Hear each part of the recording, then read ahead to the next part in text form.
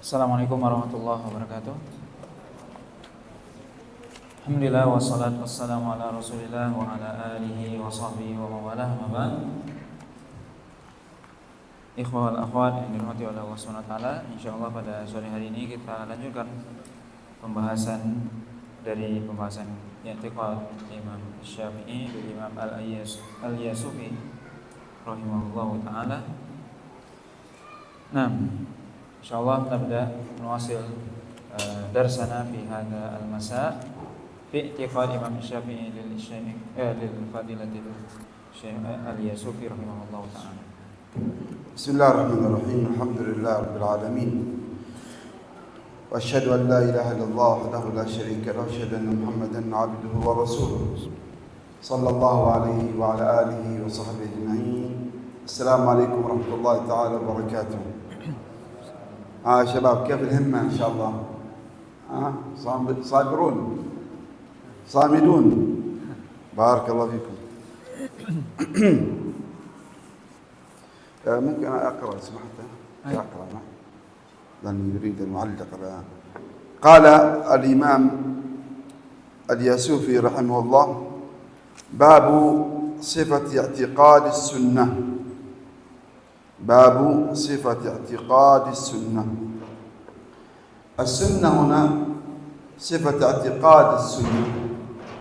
السنة هنا أي مقصود بها العقيدة.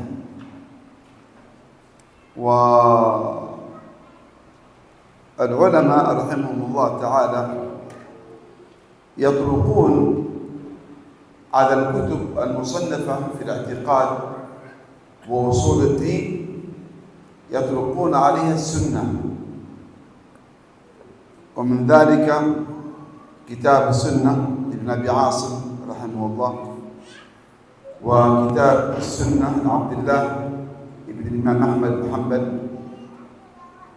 وكتاب السنة أو شرح السنة للبربهاري، وكتاب صريح السنة للطبري بن جرير الطبري، وأصول السنة للمزني، وأصول السنة للحميدي، وهكذا. ويقصدون بالسنة هنا السنة في الاعتقاد. فما عليه أئمة الإسلام وأئمة السلف من مسائل العقيدة يسمى السنة.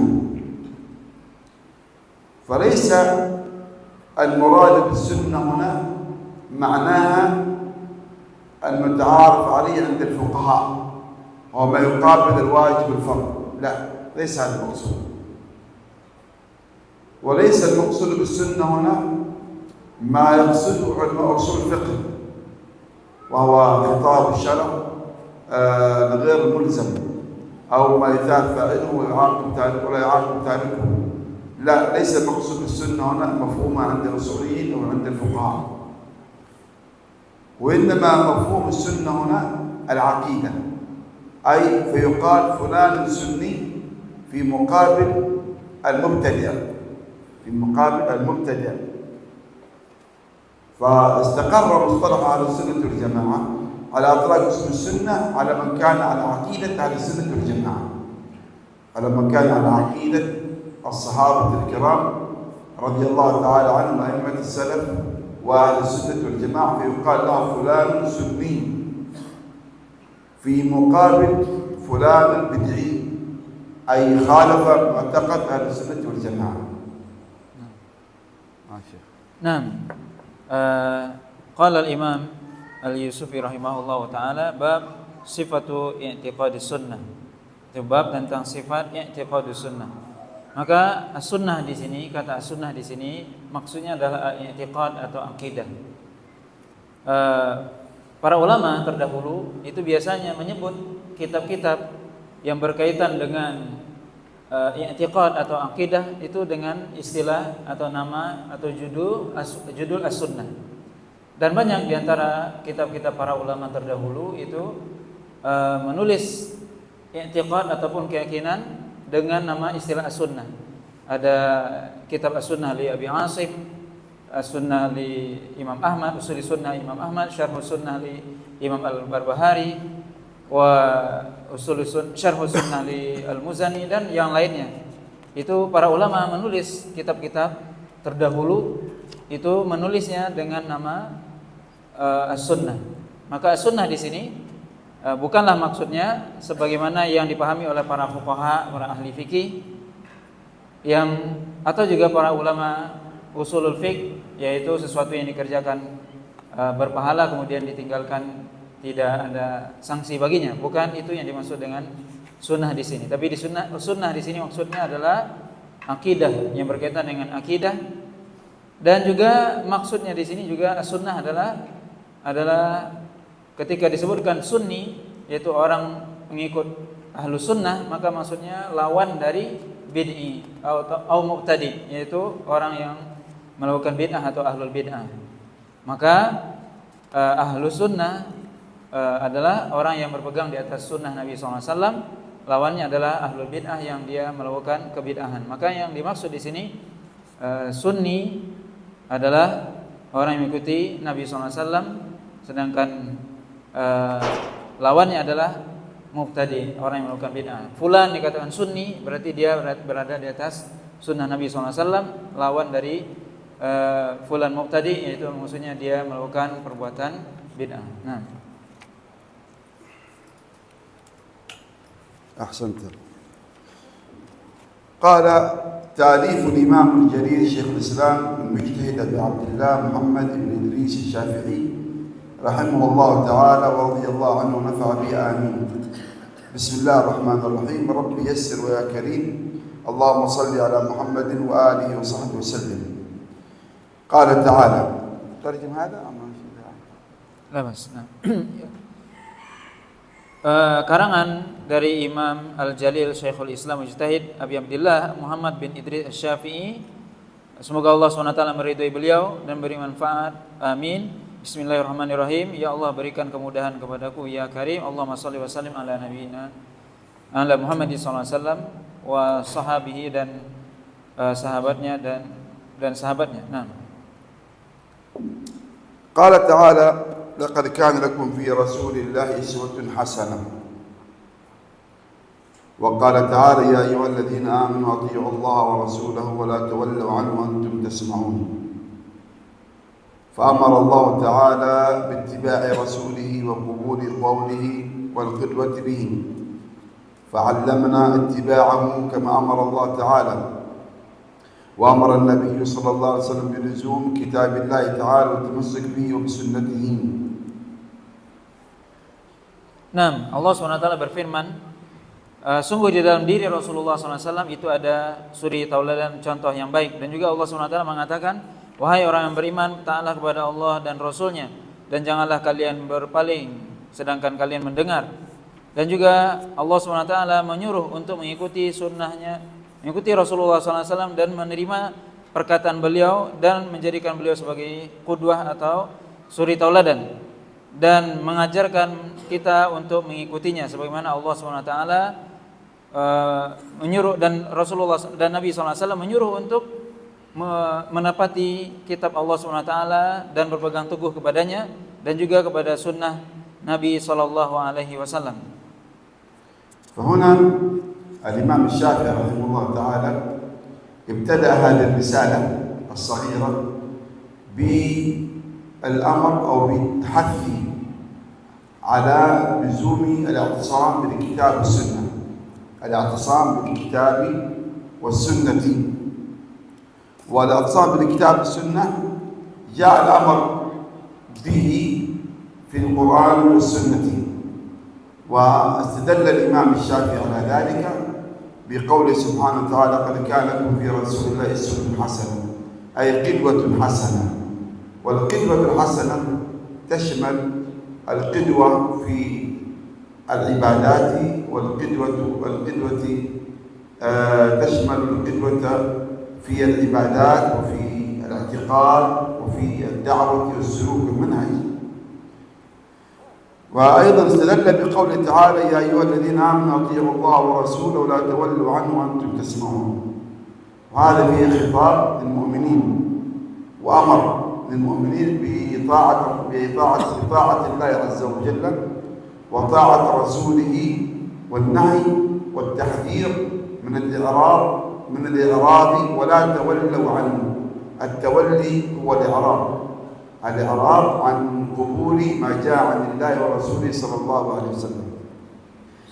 قال الإمام الشافعي فأمر الله تعالى باتباع رسوله، أمر باتباع رسوله وقبول قوله والقدوة به، فعلمنا اتباعه كما أمر الله تعالى وأمر النبي صلى الله عليه وسلم بلزوم كتاب الله تعالى وتمسك بسنته. إذن فهذا بداية هذه الرسالة ابتدأها الإمام بذكر أدلة على الاعتصام بالكتاب والسنة.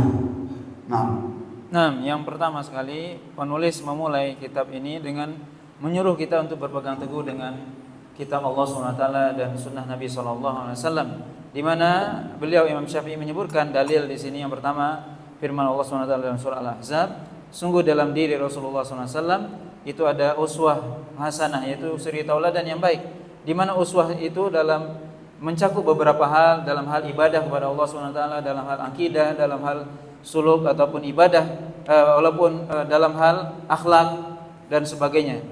Maka seorang hendaknya mengikuti, menjadikan Rasulullah SAW sebagai qudwah dan contoh suri tauladan yang baik dalam kehidupannya. Kemudian Allah SWT, kemudian beliau menyebutkan firman Allah SWT, ya ayyuhalladzina amanu atiiullaha wa rasulahu, dan wahai orang beriman, taatlah kepada Allah dan Rasulnya, dan janganlah kalian berpaling darinya sedangkan kalian mendengarnya. Maka ayat ini menyuruh kita untuk kita taat kepada Allah SWT, dan menyuruh kita juga taat kepada Rasulnya, dan melarang kita dari berpaling dari Rasulullah SAW sedangkan kita mendengar apa yang disampaikan oleh Rasul melalui sunnahnya. Maka Allah SWT menyuruh kita melalui ayat ini untuk mengikuti Rasulullah SAW dan menerima perkataan beliau dan menjadikan beliau sebagai qudwah, sebagai contoh. Maka sebagaimana beliau mengajarkan kita untuk mengikutinya, sebagaimana Allah SWT menyuruh untuk dan menyuruh untuk mengikuti Allah SWT, dan menyuruh Nabi SAW untuk berpegang teguh dengan kitab Allah yaitu Al-Quran, dan juga berpegang teguh dengan sunnah Nabi sallallahu alaihi wasallam. Wa qala an-nabiy sallallahu alaihi wasallam alaikum bi sunnati wa sunnati khulafa' ar-rashidin min ba'di. Wa qala sallallahu alaihi wasallam alaikum bi kitabillahi fa innahu hablum matin. Wa amara aidan bi ittiba' as-sawad al-a'zam. Wa qala sallallahu alaihi wasallam al-jama'atu rahmatun wal furqatu 'adabun. وهذه النصوص التي ذكرها الإمام الشافعي أيضا استدل بها على لزوم جماعة المسلمين، وأن الشارع أمر باجتماع وبلزوم جماعة المسلمين بعد الاعتصام بالكتاب والسنة.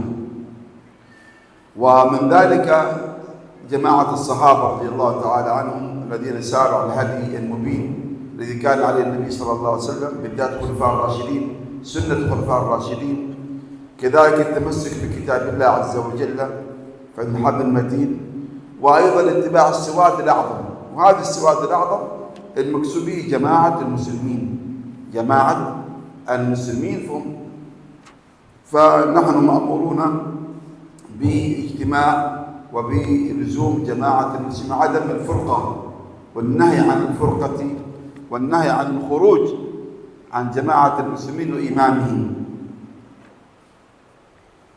Nah, kemudian Imam Syafi'i menyebutkan perkataan Nabi SAW, alaikum bisunnati wa sunnatil khulafa ar-rasyidin min ba'di, yaitu hendaknya kalian berpegang teguh dengan sunnahku dan sunnah khulafa ar-rasyidin, yaitu khalifah-khalifah yang diberikan petunjuk setelah aku.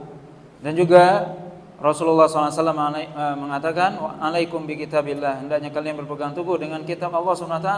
Fa innahu hablu al-matin, yaitu sungguhnya kitab Allah adalah tali yang sangat kuat. Wa amara aidan bi tiba'il as-sawadil a'zam, dan juga memerintahkan kita untuk mengikuti sawadil a'zam yang maksudnya adalah jama'atul muslimin.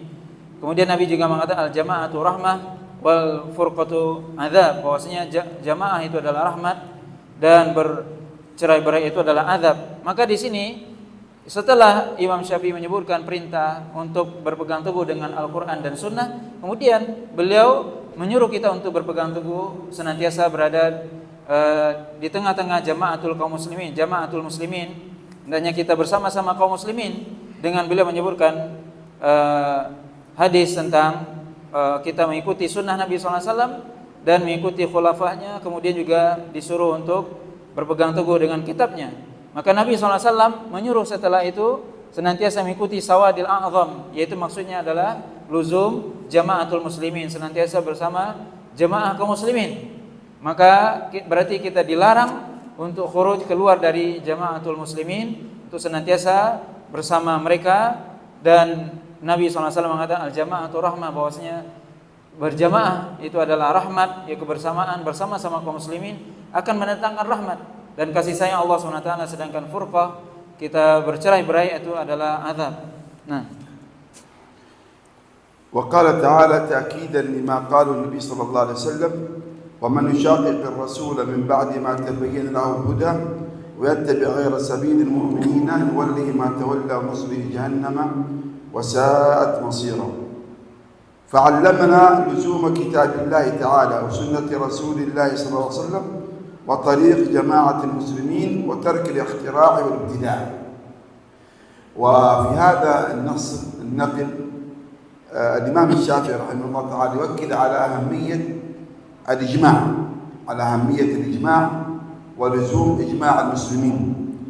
وهذه الآية ومن يشاقق الرسول من بعد ما تبين له الهدى ويتبع غير سبيل المؤمنين استدل بها الإمام الشافعي في كتاب الرسالة على حجية الإجماع وأن إجماع المسلمين حجة شرعية. إجماع المسلمين حجة شرعية سواء كان في مسائل الاعتقاد وأصول الدين أو في مسائل الأحكام. فإذا أجمع علماء، ما هو الإجماع؟ الإجماع هو اتفاق مجتهدي العصر من أمة محمد صلى الله عليه وسلم بعد موته على حكم شرعي فيسمى هذا إجماع. فإذا أجمع المسلمون على شيء من أحكام الشرعية ولم ينقل فيه مخالف، تمام، فإن هذا الإجماع يعتبر ملزم، لأن الأمة لا تجتمع على ضلالة. الأمة كما جاء في بعض الروايات في بعض الأحاديث قوله صلى الله عليه وسلم لا تجتمع أمتي على ضلالة، ولا تجتمع الأمة على خلاف ما كان في كتاب الله وسنة رسوله صلى الله عليه وسلم. فمحال أن الأمة تجتمع على ضلالة. فإذا أجمعت فمعنى ذلك أن إجماعها حجة شرعية، والحق معها. الحق في إجماع علماء الأمة مجتهدي العصر على مسألة شرعية سواء كان في مسائل الاعتقاد أو في مسائل الأحكام الشرعية. والإجماع في العقيدة إذن حجة شرعية، وهذا هو المصدر الثالث من مصادر العقيدة. المصدر الثالث من مصادر العقيدة الإسلامية بعد الكتاب والسنة إجماع المسلمين وهو حجة شرعية في الاعتقاد وفي أصول الدين وفي الأحكام الشرعية. Nah, kemudian Imam Syafi'i menyebutkan beberapa ayat yang itu adalah takkid, yaitu menguatkan sebelumnya agar kita senantiasa berpegang dengan kitab Allah SWT dan sunnah Rasulullah SAW, di mana beliau menyebutkan firman Allah SWT, yaitu surah An-Nisa, wa may yushaqiqir rasula min ba'di ma tabayyana lahul huda wa yattabi' ghayra sabilil mu'minin nuwallihi ma tawalla wa nuslihi jahannam wa sa'at masira, yaitu artinya adalah orang-orang yang dia durhaka kepada Rasul setelah datang kepadanya penjelasan yang jelas, kemudian mengikuti selain jalannya orang-orang beriman, maka kami biarkan mereka kemana mereka pergi dan akan kami masukkan dia ke dalam neraka jahanam, dan itulah seburuk-buruk tempat kembali. Maka kemudian disebutkan juga untuk senantiasa kita mengikuti kitab Allah SWT dan sunnah Nabi SAW, dan jalannya jamaah kaum muslimin dan meninggalkan ikhtira' wal ibtida', yaitu membuat sesuatu yang baru dalam agama. Maka ayat-ayat yang disebutkan oleh Al-Imam Asy-Syafi'i di sini, ayat dalam surah An-Nisa itu menjelaskan bahwasanya pentingnya ijma'. Di sini Imam Syafi'i menyebutkan firman Allah SWT dalam surah An-Nisa ayat 115, itu menunjukkan tentang hujiyatul ijma', yaitu tentang bahwasanya ijma', kesepakatan kaum muslimin itu adalah hujjah. Dan itu disebutkan oleh Imam Asy-Syafi'i dalam kitab beliau Ar-Risalah tentang hujiyatul ijma', bahwasanya ijma' merupakan hujjah baik dalam urusan i'tiqad ataupun dalam urusan ahkam atau hukum, dalam furu' ataupun usul. Maka ijma', kesepakatan para ulama, menjadi dalil, menjadi dasar hukum. Di mana arti dari ijma' adalah ittifaqu mujtahidil ansar ba'da wafatin Nabi sallallahu alaihi wasallam ala ahkam asy-syar'iyyah, yaitu kesepakatan mujtahid, ulama-ulama pada suatu masa setelah Nabi SAW wafat, ya, dalam di mana kesepakatan itu berkaitan dengan hukum-hukum syariat. Maka kesepakatan itu adalah suatu hal yang mulzam, yang lazim, yang mengharuskan seluruh kaum muslimin untuk mengikutinya. Dan kesepakatan yang dibuat oleh para ulama, para mujtahid hadil ummah, adalah kesepakatan yang menjadi hujjah, dan itu adalah suatu kebenaran yang harus diikuti, di mana hujjah ijma' itu adalah terpelihara, maksumah, sebagaimana Nabi SAW mengatakan, la yajtami ummati ala dhalalah, tidak mungkin umatku berkumpul dalam kesesatan. Maka ijma' menjadi dasar ketiga, dalil adillah syar'iyyah, di mana kita mengetahui dalam kita belajar usul fikih bahwasanya ketika seorang belajar pertama kali dia berdalil dengan Al-Quran, kemudian yang kedua As-Sunnah, kemudian yang ketiga adalah ijma'. Maka ijma' menjadi dalil yang ketiga dalam seseorang mendasarkan pendalilan dalam mengambil hukum dalam syariat. Nah, وقال رسول الله صلى الله عليه وسلم إن بني إسرائيل افترقوا على 71 فرقة وإن نصارى افترقوا على 72 فرقة وإن أمتي ستفترق على 73 فرقة كلهم على الضلال إلا السواد الأعظم. قالوا يا رسول الله وما السواد الأعظم؟ قال من كان من أمتي على ما كنت عليه وأنا وأصحابي ولم يماري في دين الله ولم يكفر أحدا من أهل التوحيد بذنب.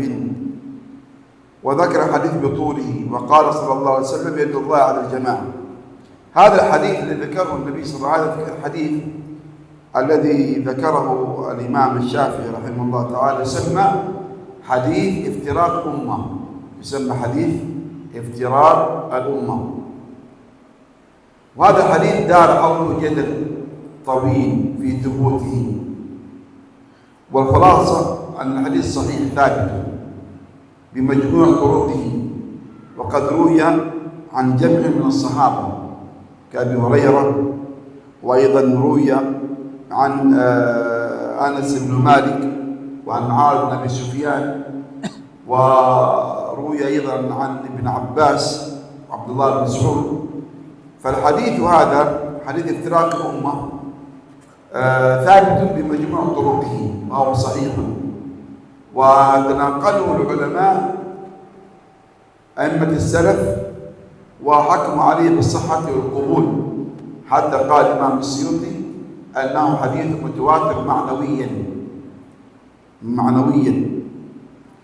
وهذا الحديث حديث افتراق الأمة ذكر فيه النبي صلى الله عليه وسلم أن اليهود افترقوا على 71 فرقة، وأن النصارى افترقوا على 72 فرقة، وأن المسلمين وأمتهم ستفترق على 73 فرقة، وأن كل تلك الفرق في النار إلا واحدة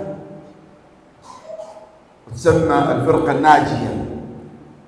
فسئل النبي صلى الله عليه وسلم عنها فقال من كان على مثل ما أنا عليه وأصحابي. وفي رواية أخرى قال هم السواد الأعظم، وفي رواية أخرى قال هم الجماعة. فعدة روايات جاءت في هذا في رواية هم السواد الأعظم، وفي رواية قال هم الجماعة، وفي رواية قال ومن كان على مثل ما أنا عليه اليوم وأصحابي.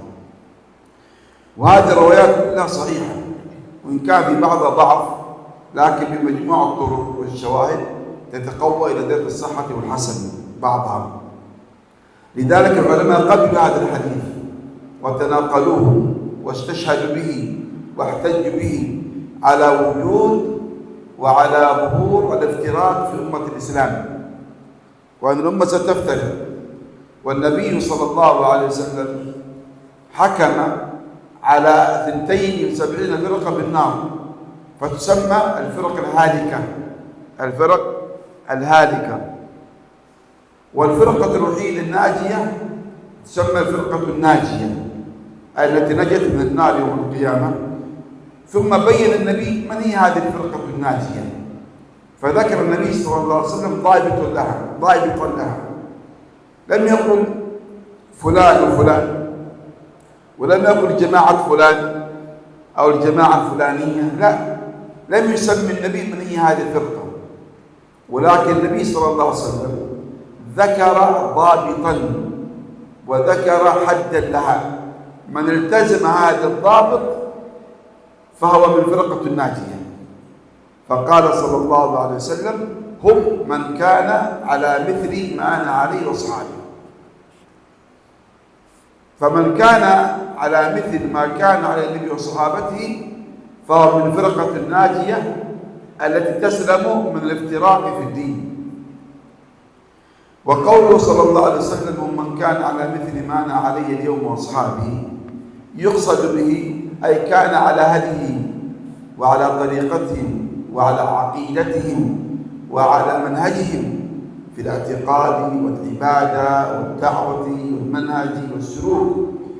من كان على مثل ما كان النبي وصحابته في هذا الباب فهو من فرقة الناجية، من فرقة الناجية. وهذا الحديث من الأحاديث التي تدل على منهج أهل السنة والجماعة. وهؤلاء الذين هم على مثل ما كان عليه النبي وصحابته هم الفرقة الناجية، ويسمون أيضا بأهل السنة والجماعة.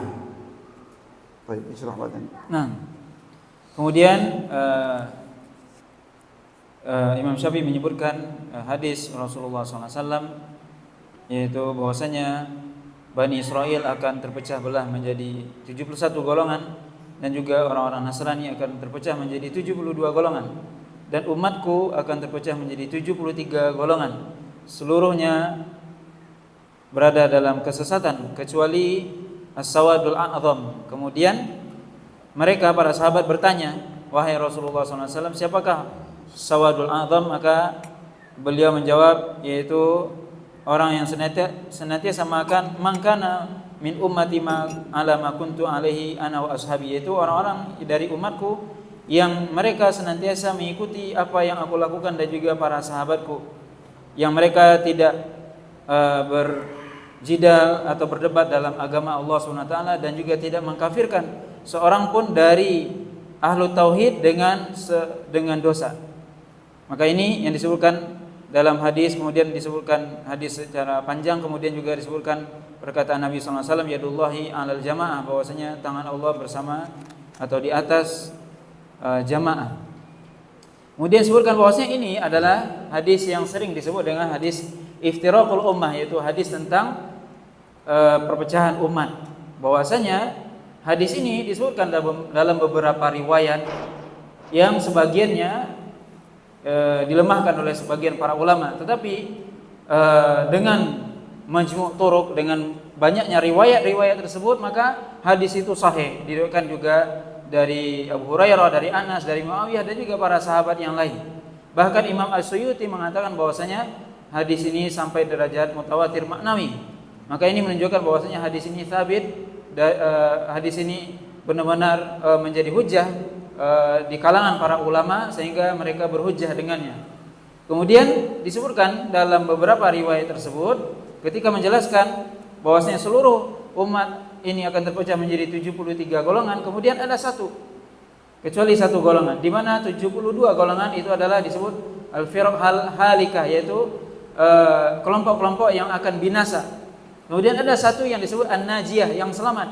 Kemudian Nabi SAW ditanya, siapa yang selamat itu wahai Rasul? Yaitu yang mereka senantiasa mengikuti apa yang aku lakukan dan juga sahabat-sahabatku. Kemudian dalam riwayat yang lain disebut As-Sawadul A'zam, yaitu kebanyakan dari kaum muslimin. Dalam riwayat yang lain disebutkan juga Al-Jamaah, yaitu jamaatul kaum muslimin.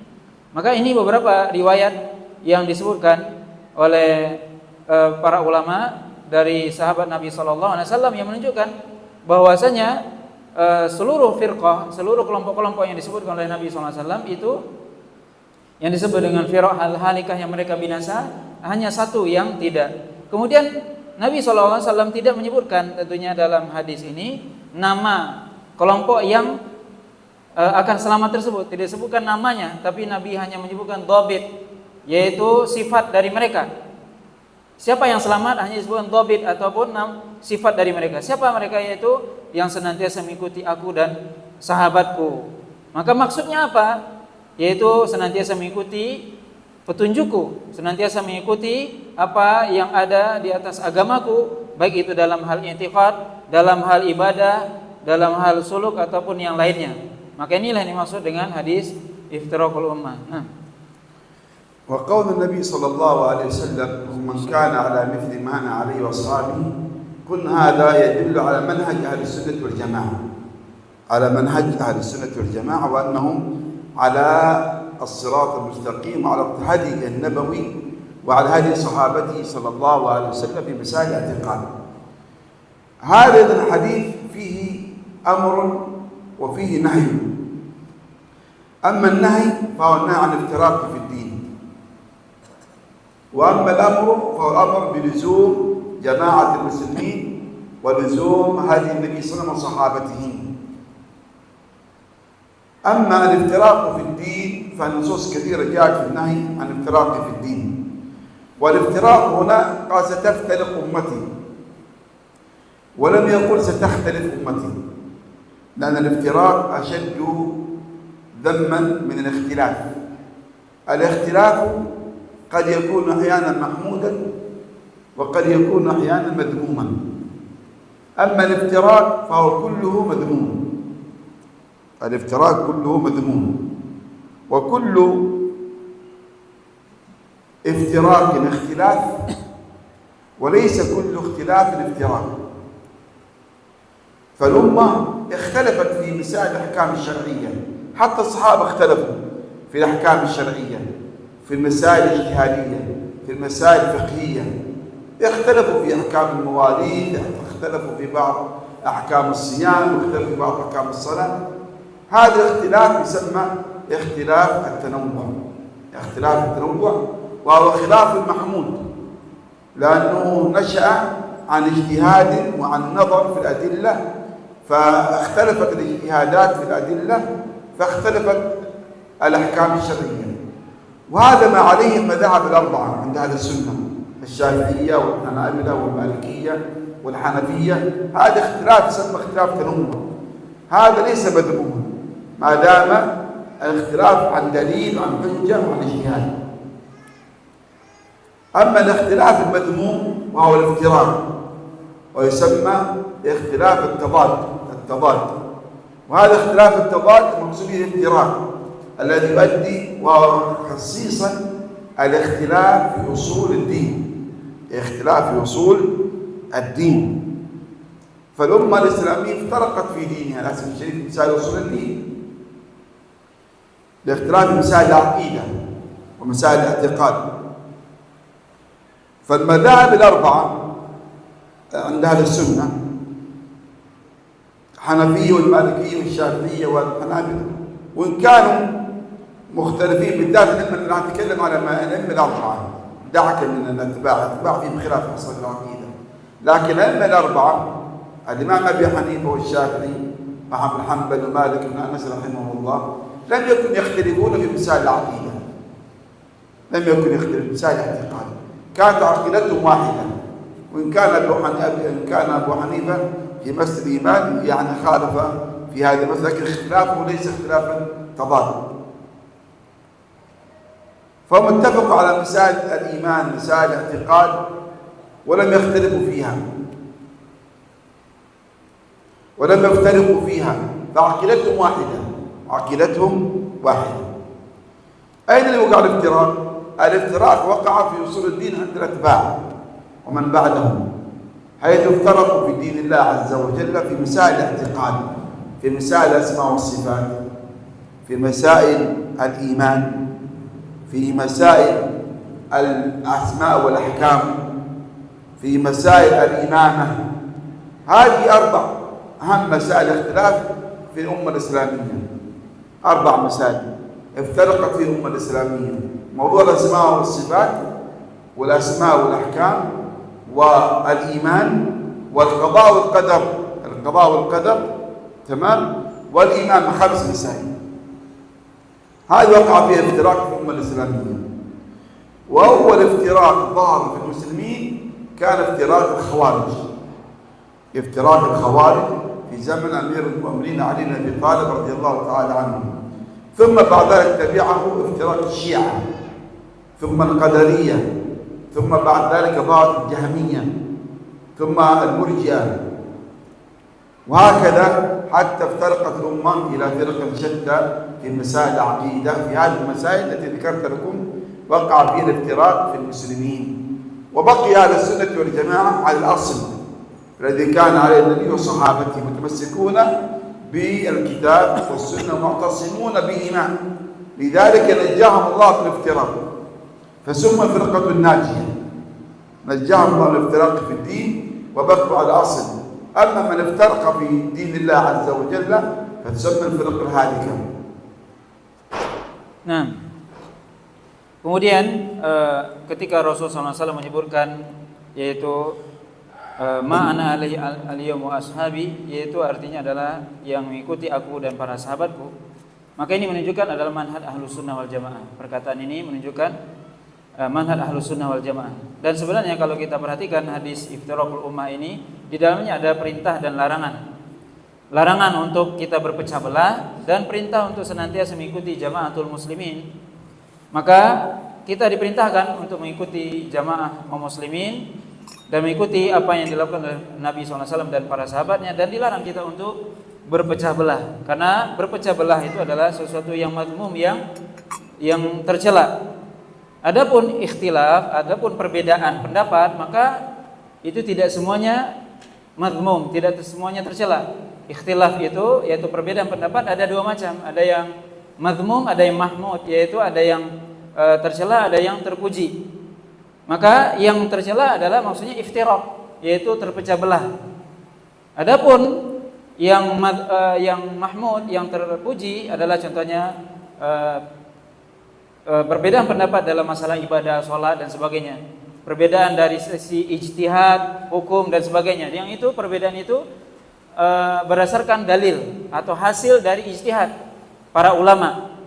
Maka itu bukanlah suatu hal perbedaan yang tercela, tapi itu dibolehkan, dan itu disebut ikhtilafut tanawu', perbedaan karena bermacam-macamnya pendapat dari para ulama ketika memahami suatu dalil.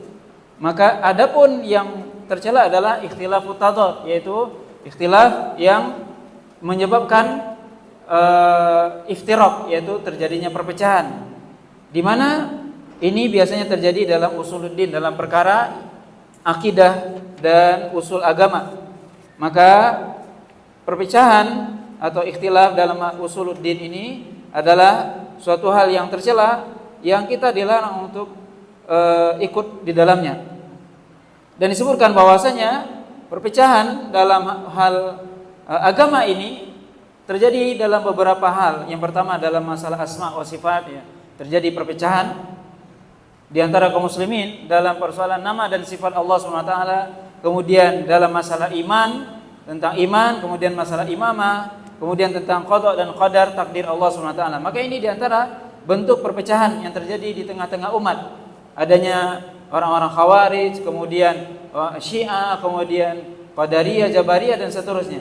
Ini adalah iftiraq, perpecahan, dan ini adalah suatu hal yang mazmum, yang tercela. Nah, طبعا وقول النبي صلى الله عليه وسلم كلها في النار لا يلزم منه أنها كافرة. لا يلزم الافتراق في الدين الكفر، فليس كل من افترق في دينه هو كافر، هذا غير صحيح. وقول النبي صلى الله عليه وسلم كلها في النار هذا من باب الوعيد، من باب الوعيد، أي تستحق دخول النار وليس لأنها كافرة. فهم حكمهم حكم هذه الكبائر، حكم هذه الكبائر، متوعدون بدخول النار لمن لم يتوب ولم يرجع للسنة منهم. لذلك الفرق المخالفة لهذه السنة لم يكفرهم هذه السنة والجماعة إلا من ثبت كفره. لذلك حكم تلك الفرق يختلف، حكم تلك الفرق المخالفة لهذه السنة يختلف. منها ما هي فرق كفرت بالله عز وجل وخرجت عن الإسلام كالكفر، كالفرق الغالية التي تبنت أصولا مخالفة للكتاب والسنة وخرجت عن أصول الاعتقاد في الإسلام، كغلاة الشيعة والإسماعيلية، وأيضا غلاة الصوفية كالحلولية والاتحادية، أصحاب الوحدة الوجود. هذه فرق غالية، هذه خرجت عن الإسلام أصلا أن خافت الأصول. وفي فرق مفسقة، وفي فرق عاصية، تمام، وفي فرق مبتدعة على ضلال، فحكمها ليس حكما واحدا. لذلك قول النبي صلى الله عليه وسلم كلها في النار لا يلزم التكفير، ولا يعني ذلك أنها كافرة، وإنما هي متوحدة بدخول النار، مثل ما نقول شارب الخمر من أهل النار، قاطع رحم من أهل النار، العاق والدين من أهل النار، آكل الربا من هذا، يسمى وعيد باستحقاق دخول النار، لكن لا يلزم من ذلك أن يكون كافرا، فربما يكون على بدعة وعلى ضلال وعلى فسق وعلى معصية، ولكنه ليس خارجا عن دائرة الإسلام. Nah, berkata Nabi SAW, kulluha finnar, yaitu seluruh firqah-firqah ini masuk ke dalam neraka. Bukanlah maksudnya adalah bahwasanya mereka melakukan kekufuran, tapi ini adalah mimbabil wa'id, yaitu dari sisi ancaman. Ini adalah hadis yang bersifat ancaman, di mana mereka diancam dengan neraka, tapi bukan berarti mereka terjatuh pada kekufuran. Mereka jatuh kepada dosa-dosa besar. Yang mana oleh karena itu para firqah, yaitu firqah, kelompok-kelompok yang menyelisih Ahlus Sunnah, maka mereka tidak dikafirkan. Mereka tidak dikafirkan, kecuali ada yang mereka dikafirkan oleh sebagian para ulama seperti ghulatus Syiah, yaitu orang-orang ghulatus Syiah yang berlebihan dari kalangan Syiah seperti Al-Ghaliyah, kemudian juga Ismailiyah dan sebagainya. Kemudian juga ada orang-orang Sufiyah, Batiniyah dan sebagainya. Dan yang lainnya adalah orang firqah-firqah yang mubtadi'ah. Maka ini adalah berkaitan dengan tingkatan mereka. Ada yang kufur, ada yang juga mereka tidak sampai kepada itu. Seperti kita juga menyebutkan orang yang minum khamar maka dia diancam dengan neraka, orang yang dia durhaka misalnya diancam dengan neraka, maka maksudnya dia bukan kufur, tapi ini adalah dari sisi ancaman, di mana hadis atau ayat seperti ini adalah sifatnya wa'id atau ancaman terhadap orang yang melakukan dosa-dosa besar. Nah, قال فمن السنة أن يعتقد في القلب. هنا قول من السنة أي من عقيدة، كما ذكرت لكم سابقا أن السنة تطلق على الاعتقاد. فمن السنة أي من اعتقاد أن يعتقد في القلب. وقول يعتقد في القلب لا يعني هذا أن العقيدة خاصة بالقلب فقط، لا، وإنما العقيدة والاعتقاد صحيح معناه اللغوي ما عقد عليه القلب، ما عقد عليه قلبه بحيث لا يتطرق ليه شك ولا ريب، سمى اعتقاد، سمى اعتقاد. لكن مقصود به هنا أن ليس فقط الاعتقاد القلبي، ولكن لا بد مع ذلك من النطق باللسان والعمل بالجوارح والأركان. نعم. Nah, kemudian beliau menyebutkan faminas sunnati an yu'taqad fil qalbi. Maksudnya sunnah di sini adalah i'tiqad atau keyakinan. Ya, bahwasanya sesuatu keyakinan tentunya harus dimulai dengan keyakinan yang ada di dalam hati. Walaupun tentunya keyakinan itu bukan hanya sesuatu yang ada di dalam hati, tapi juga diucapkan dengan lisan, dilakukan dengan perbuatan. Nah, فيقول الإمام الشافعي رحمه الله فمن السنة أي من العقيدة من مسائل الاعتقاد التي يعتقد الإنسان يؤمن بها أن القرآن كلام الله غير مخلوق. هذا ذكرنا الصباح اليوم، غير مخلوق، مقروءا ومحفوظا ومكتوبا ومسموعا ومتلوا، كل هذا كلام الله، كل هذا كلام الله، سواء كان في صدرك تحفظه أو تقرأه من الكتاب أو تكتبه بيدك أو تسمعه أو تتلوه، فكله كلام الله غير مخلوق.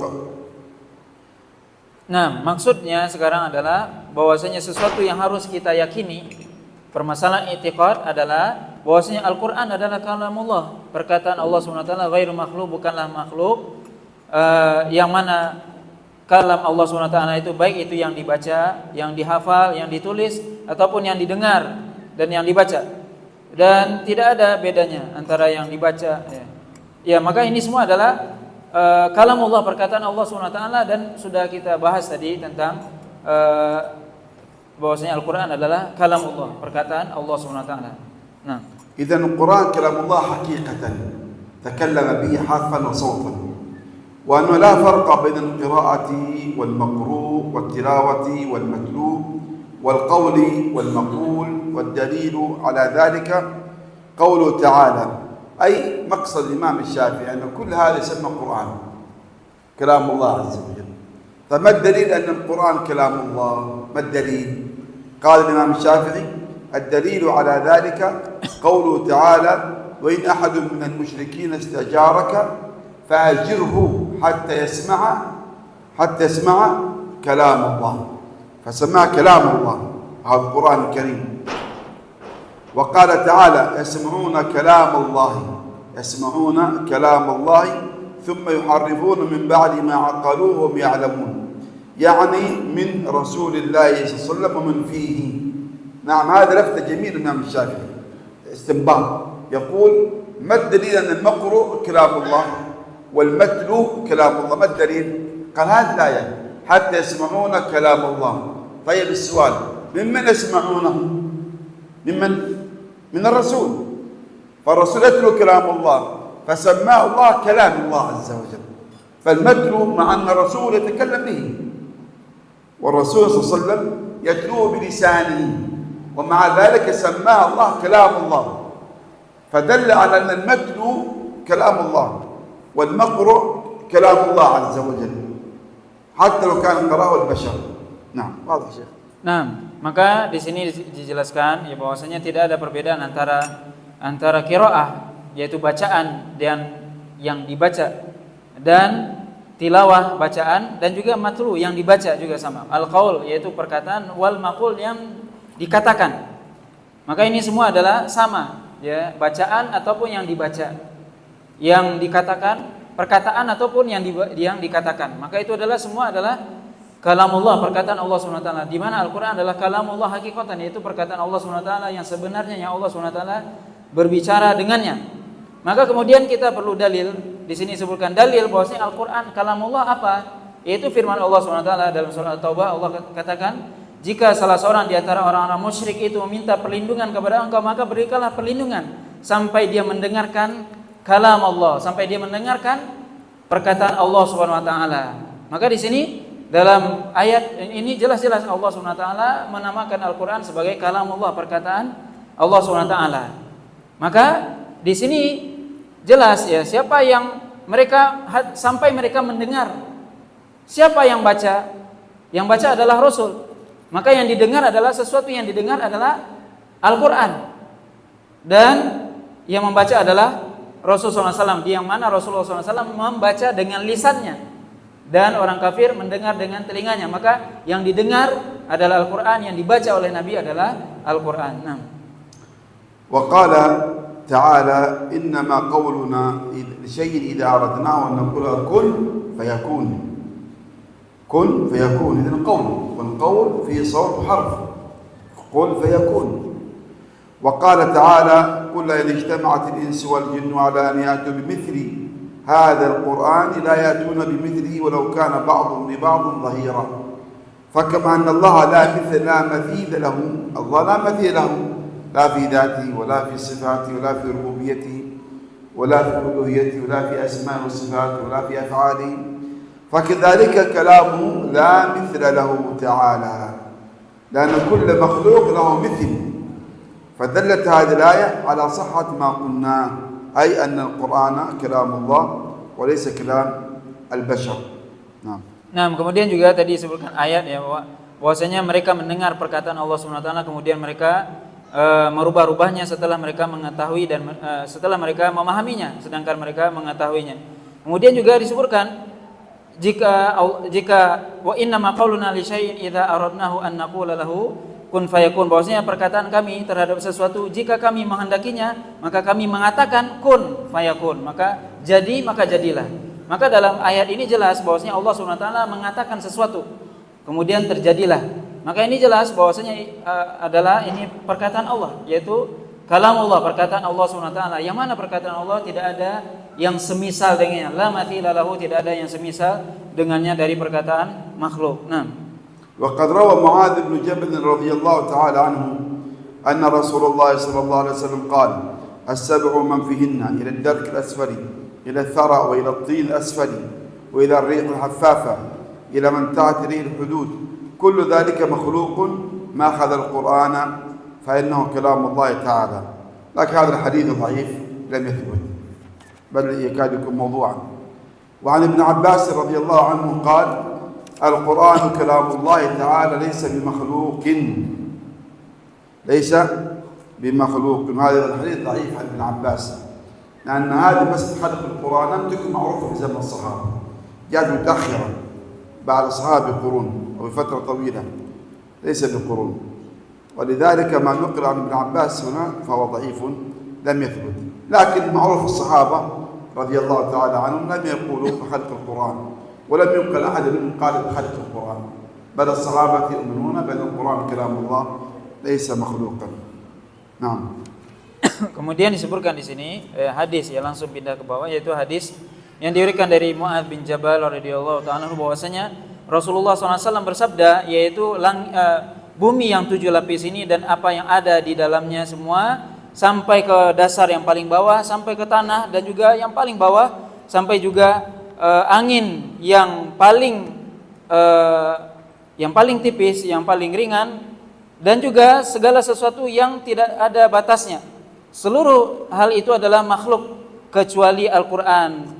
Karena Al-Qur'an adalah kalamullah, perkataan Allah Subhanahu wa taala. Tapi hadis ini disebutkan oleh Syekh tadi adalah hadis yang dhaif, bahkan dikatakan hadis yang maudhu, yaitu hadis yang palsu. Hadis maudhu laysa dhaif, maudhu. Maudhu, bukan hanya lemah tapi juga palsu. Kemudian juga ada riwayat dari Abdullah bin Abbas bahwasanya beliau mengatakan Al-Qur'an kalamullah, bahwasanya Al-Qur'an adalah kalam Allah Subhanahu wa taala, bukan makhluk. Tetapi riwayat ini lemah dari Abdullah bin Abbas. Tapi suatu hal yang perlu kita ingat bahwasanya para sahabat mereka sudah mengetahui semua bahwasanya Al-Qur'an adalah kalamullah, perkataan Allah Subhanahu wa taala. Itu sudah masyhur di kalangan mereka dan tidak ada di antara mereka yang mengatakan bahwasanya Al-Qur'an itu adalah makhluk. Nah, wa huna fi faedah anna al-a'immah عندما يذكرون حديث موضوعة أو ضعيفة في كتب العقيدة ننبه لهذه المسألة. أولا ينبغي أن نعلم أن لا يحتج على مسائل الاعتقاد بحديث ضعيفة أو موضوعة. لا يحتج على مسائل الاعتقاد بحديث موضوعة أو ضعيفة إطلاقا، لا يحتج بها. فالحجة في الكتاب وصحيح السنة، في الحجة في الكتاب وصحيح السنة هذا تقام بالحجة. الاستدلال ليس الحجة، الاستدلال على مسائل العقيدة تكون بالقرآن وما صح في سنة النبي صلى الله عليه وسلم. لكن السؤال لماذا يذكر العلماء أحاديث ضعيفة في كتب السنة في كتب العقيدة؟ طب أولا يذكروها ربما لأسباب منها أولا ربما يكون هذا الحديث صحيحا عند الإمام، عند ذلك الإمام صح عنه، ثبت عنده من طرق صحيحة، لذلك يذكره في كتابه أن صح عنه هذا الحديث، صح عنده من طرقه هذا الحديث. هذا سبب. السبب الثاني أن الإمام قد يذكر حديثا ضعيفا ليس من باب الاحتجاج، ولكن من باب الاعتضاد بالشواهد، أليس من باب أنه حجة، ولكن من باب أن يعضد ويذكر الشواهد على صحة هذه المسألة العقائدية. فلا يذكر هذا الحديث عمدة في الباب، عمدة يحتج به، لا، يذكر من باب الاعتضاد والشواهد. انظر هنا مثلا الإمام الشافعي رحمه الله هنا ذكر حديث معاذ وأثر ابن عباس في آخر شيء، بعد أن ذكر آيات من القرآن والسنة الصحيحة، فعنده الاستدلال على هذه المسألة بالقرآن والسنة الصحيحة، ثم ذكر بعد ذلك حديث معاذ وأثر ابن عباس من باب الاعتضاد وليس من باب الاحتجاج، وليس من باب الاحتجاج وأنها حجة. هذا أي السبب الثاني. السبب الثالث أن طريقة أئمة السلف رحمهم الله تعالى عندما يذكرون حديث ضعيفة في كتبهم في العقيدة يذكرون أحيانا الأسانيد، يذكرون بالأسانيد الضعيفة للتنبيه على ضعفها، للتنبيه على ضعفها. ومن أسند لك فقد أحالك كما قال العلماء، من أسند لك فقد أحالك. لذلك هم يذكرون الحديث ضعيف بأسانيد ضعيفة لينبه القارئ إلى أن هذا الحديث ضعيفا. وهناك أسباب كثيرة لكن هذه أهم تلك الأسباب.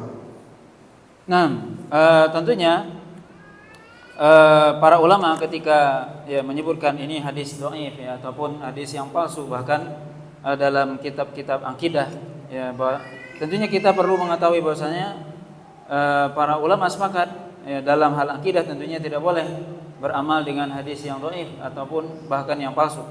Tapi tentunya kita dalam masalah akidah itu harus berdalil dengan Al-Qur'an kemudian sunnah yang sahih, yaitu hadis-hadis yang sahih dari Nabi SAW. Maka di sini bisa jadi kadang para ulama dalam kitab-kitab akidah menyebutkan hadis-hadis dhaif. Maka tujuannya ada beberapa sebab. Ada 3 sebab disebutkan. Yang pertama, beliau menyebutkan hadis dhaif tersebut atau lemah tersebut, itu hadis tersebut sahih menurut penulisnya. Menurut penulisnya itu sahih. Kemudian penulisnya menyebutkannya. Itu sebab yang pertama. Sahih menurut penulis tapi belum tentu menurut yang lain ya. Kemudian yang kedua, disebutkan hadis tersebut bukan untuk berhujjah dengannya, tapi hanya sebagai syawahid, sebagai pelengkap i'tidad ya, sebagai untuk menguatkan atau sebagai syawahid, ya, pelengkap saja. Maka bisa kita lihat Imam Syafi'i sendiri menyebutkan dalam hal ini Al-Qur'an, kemudian hadis yang sahih, kemudian baru hadis yang dhaif. Jadi ini hanya sebagai pelengkap. Kemudian yang terakhir adalah yang ketiga, disebutkan sebagai tanbih untuk menyebutkan hadis-hadis ini sanadnya lemah, ini sanadnya dhaif. Itu disebutkan supaya orang mengetahui bahwasanya sanad ini adalah sanad yang lemah sehingga orang mengetahuinya. Nah, ثم يقول الإمام الشافعي بعد ذلك: ونعتقد أن أفضل الناس بعد رسول الله صلى الله عليه وسلم أبو بكر الصديق ثم عمر الفاروق ثم عثمان ذو النورين ثم علي الرضا رضوان الله عليهم أجمعين. الآن انتقل الإمام الشافعي للحديث عن في باب الصحابة، عن موقف من الصحابة، الموقف من الصحابة. هذه مسألة يا إخوة يعني تذكر في كتب العقيدة في آخر أبواب الاعتقاد، يذكر أهل السنة الموقف من الصحابة وآل البيت، الموقف من الصحابة وآل البيت. لماذا؟ لأن وقع فيه خلاف شديد في موقف من الصحابة ما بين أهل السنة وما بين الخوارج والشيعة، ما بين الخوارج والشيعة في الصحابة رضي الله تعالى عنهم. لذلك أهل السنة نصوا في كتب العقيدة على البيان معتقد أهل السنة من الصحابة للتأكيد على عقيدتهم في هذا الباب، ولذلك أدرجوا هذه المسألة في كتب العقيدة، أدرجوها في كتب العقيدة. عن هذه مسألة ليست من مسائل التوحيد، ليست من مسائل التوحيد، لكن أدرجوها بأن أصبحت شعارا لأهل السنة والجماعة في تميزهم عن الشيعة وعن الخوارج في الموقف من الصحابة رضي الله تعالى عنهم. Nah, kemudian beliau menyebutkan bahwasanya kita meyakini bahwasanya manusia yang paling afdal, yang paling mulia setelah Rasulullah SAW adalah Abu Bakar, kemudian Umar Al-Faruq, kemudian Utsman Dzun Nurain yang memiliki dua cahaya, dan juga Ali radhiyallahu taala anhum ajmain. Maka ini adalah pembahasan tentang bab tentang as-sahabah atau bagaimana sikap kita terhadap para sahabat. Jadi setelah ini Imam Syafi'i berpindah tema tentang bagaimana sikap kita tentang para sahabat. Dan ini biasanya memang disebutkan oleh para ulama dalam kitab-kitab akidah. Dan biasanya mereka menyebutkan pembahasan tentang akidah tentang sahabat ini di akhir-akhir kitab mereka. Biasanya mereka menyebutkan tentang mauqif as-sahabah wa ahlul bait, yaitu bagaimana sikap kita terhadap para sahabat dan ahlul bait Nabi, yaitu di akhir-akhir kitab akidah mereka. Karena memang di situ ada perbedaan antara ahlu sunnah dengan Syiah dan juga al-Khawarij, bagaimana mauqif mereka terhadap para sahabat. Ini ada perbedaan. Makanya para ulama menyebutkan itu dalam kitab-kitab akidah, walaupun itu tidak berkaitan dengan tauhid, tapi ini berkaitan dengan akidah. Nah, قال الإمام الشافعي أعتقد أن أفضل الناس بعد رسول الله، وهذا يخو بإجماع أهل السنة والجماعة، إجماع أهل السنة والجماعة على أن أفضل الناس بعد رسول الله الخلفاء الأربعة، وأفضل الخلفاء الأربعة بالترتيب أبو بكر الصديق، ثم عمر بن الخطاب، ثم عثمان بن عفان، ثم علي بن أبي طالب. هذا الترتيب هو الذي أجمع عليه أهل السنة والجماعة. فمن قدم عليا على أبي بكر وعمر فقد ابتدع خالف مع أهل السنة والجماعة، أو قدم عثمان على بكر الصديق وعمر فقد ابتدع. فأجمع أهل السنة والجماعة على أن الخلفاء الأربعة في الفضل في الترتيب كترتيبهم في الخلافة،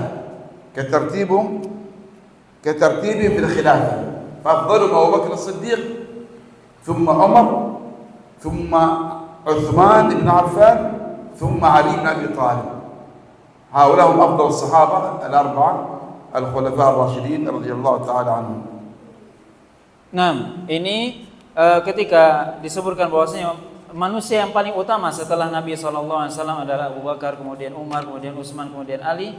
Ini adalah ijma' ahlu sunnah, bahwasanya seluruh ahlu sunnah sepakat bahwasanya manusia yang paling utama setelah Rasul adalah para khalifah yang 4, sesuai dengan urutan mereka, yaitu Abu Bakar, kemudian Umar, kemudian Utsman, kemudian Ali. Maka kemudian kalau ada orang yang dia lebih mengutamakan Ali daripada Abu Bakar, maka ini adalah termasuk ahlul bid'ah, atau lebih mengutamakan Utsman daripada Abu Bakar, maka termasuk ahlul bid'ah. Di mana ini sepakat para ulama ahlu sunnah semuanya, ijma' para ulama ahlu sunnah bahwasanya manusia yang paling utama setelah Nabi SAW adalah para khalifah yang 4 sesuai dengan urutan mereka. Nah, وقال رسول الله صلى الله عليه وسلم كل الناس يرجون البراءة يوم الدين إلا من سب أصحابه فإن هذا الموقف يعيرونه. والدليل على ذلك ما قاله صلى الله عليه وسلم اقتدوا بالذين من بعد أبي بكر وعمر. هذا حديث صحيح ثابت. اقتدوا بالذين من بعد أبو بكر وعمر، وهذا يدل على تقديم أبي بكر على عمر أولا، ويدل على تقديم هذين الشيخين، يقال الشيخين. من هم الشيخان من الصحابة؟ أبو بكر وعمر، يقدمان على ما سواهم من الصحابة. لذلك يعني الإجماع قاطبة عند الصحابة والتابعين وأئمة السنة على فضل أبي بكر وعمر. في أول أمر وقع خلاف في تقديم عثمان على علي وعلي على عثمان في أول أمر، لكن بعد ذلك استقر إجماع أهل السنة وانتهى الخلاف، واستقر على أهل السنة على تقديم عثمان على علي. لكن لم يقدم أحد من أهل السنة أي صحابي على أبي بكر وعمر إطلاقا. حتى علي بن أبي طالب نفسه رضي الله عنه كان يرى تقديم أبي بكر وعمر على نفسه، كما ثبت عنه في السنة عندما خطب في المنبر.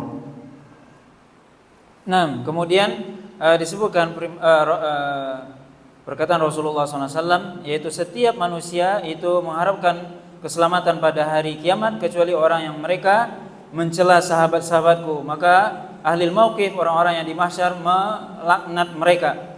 Dan juga dalil yang disebutkan bahwasanya Nabi SAW menyuruh kita iqtadu bil ladaini min ba'di Abi Bakar wa Umar, yaitu hendaknya kalian mengikuti dua orang setelahku, yaitu Abu Bakar dan Umar. Hadis ini adalah hadis yang sabit dari Nabi SAW, di mana para ulama ahlu sunnah sepakat semuanya bahwasanya tidak ada manusia yang paling utama setelah Rasul kecuali syaikhain, yaitu Abu Bakar dan Umar. Maka yang dimaksud dengan syaikhain dari kalangan sahabat adalah Abu Bakar dan Umar. Seluruh para sahabat sepakat, seluruh ulama ahlu sunnah sepakat dengan hal ini. Maka tidak ada yang mendahulukan mereka, mendahului mereka sedikit pun. Tidak ada yang mendahulukan sahabat yang lain dari Abu Bakar dan Umar. Mungkin ada khilaf antara Ali dengan Utsman, tetapi semua sepakat bahwasanya yang pertama adalah Abu Bakar, kemudian Umar, dan tidak mendahului mereka berdua. Maka ini menunjukkan bahwasanya ahlu sunnah di sini sepakat setelah Nabi SAW, yaitu hendaknya kita mengikuti Abu Bakar dan Umar. Nah, قال الإمام الشافعي وقال تعالى وإذا سر النبي إلى بعض أزواجه حديثا أن أبا بكر خليفة من بعده. لعله الإمام الشافعي يقصد بهذا الاستدلال بالآية بعد هذه، وهي قوله سبحانه وتعالى إن تتوبا إلى الله فقد صغت قلوبكما وإن تظاهر عليه فإن الله هو مولاه وجبريل وصالح المؤمنين. قال المفسرون صالح المؤمنين هم أبو بكر وعمر، هم أبو بكر وعمر رضي الله تعالى عنهما. نعم. لعل قصد الإمام الشافعي هذا الاستدلال بهذه الآية على تقديم وفضل أبو بكر وعمر. Nah, kemudian disebutkan firman Allah SWT dalam surah At-Tahrim, wa idz asarra nabi ila ba'di azwaji haditha, ketika Rasulullah SAW menyampaikan rahasia kepada sebagian istri-istri beliau. Kemudian Imam Syafi'i menyebutkan di sini yaitu Abu Bakar khalifah setelahnya.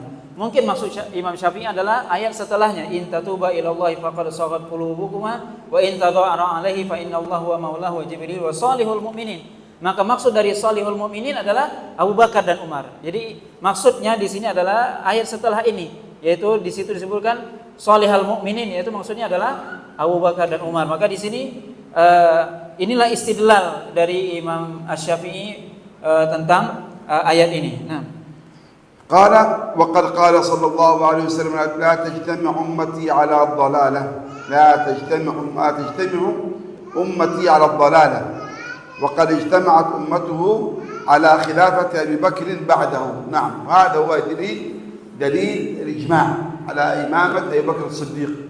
ما الدليل على خلافة أبي بكر الصديق؟ أنه حق، إمامته حق، وإمامة عمر حق، وإمامة عثمان حق، وإمامة علي حق رضي الله عنهم جميعا.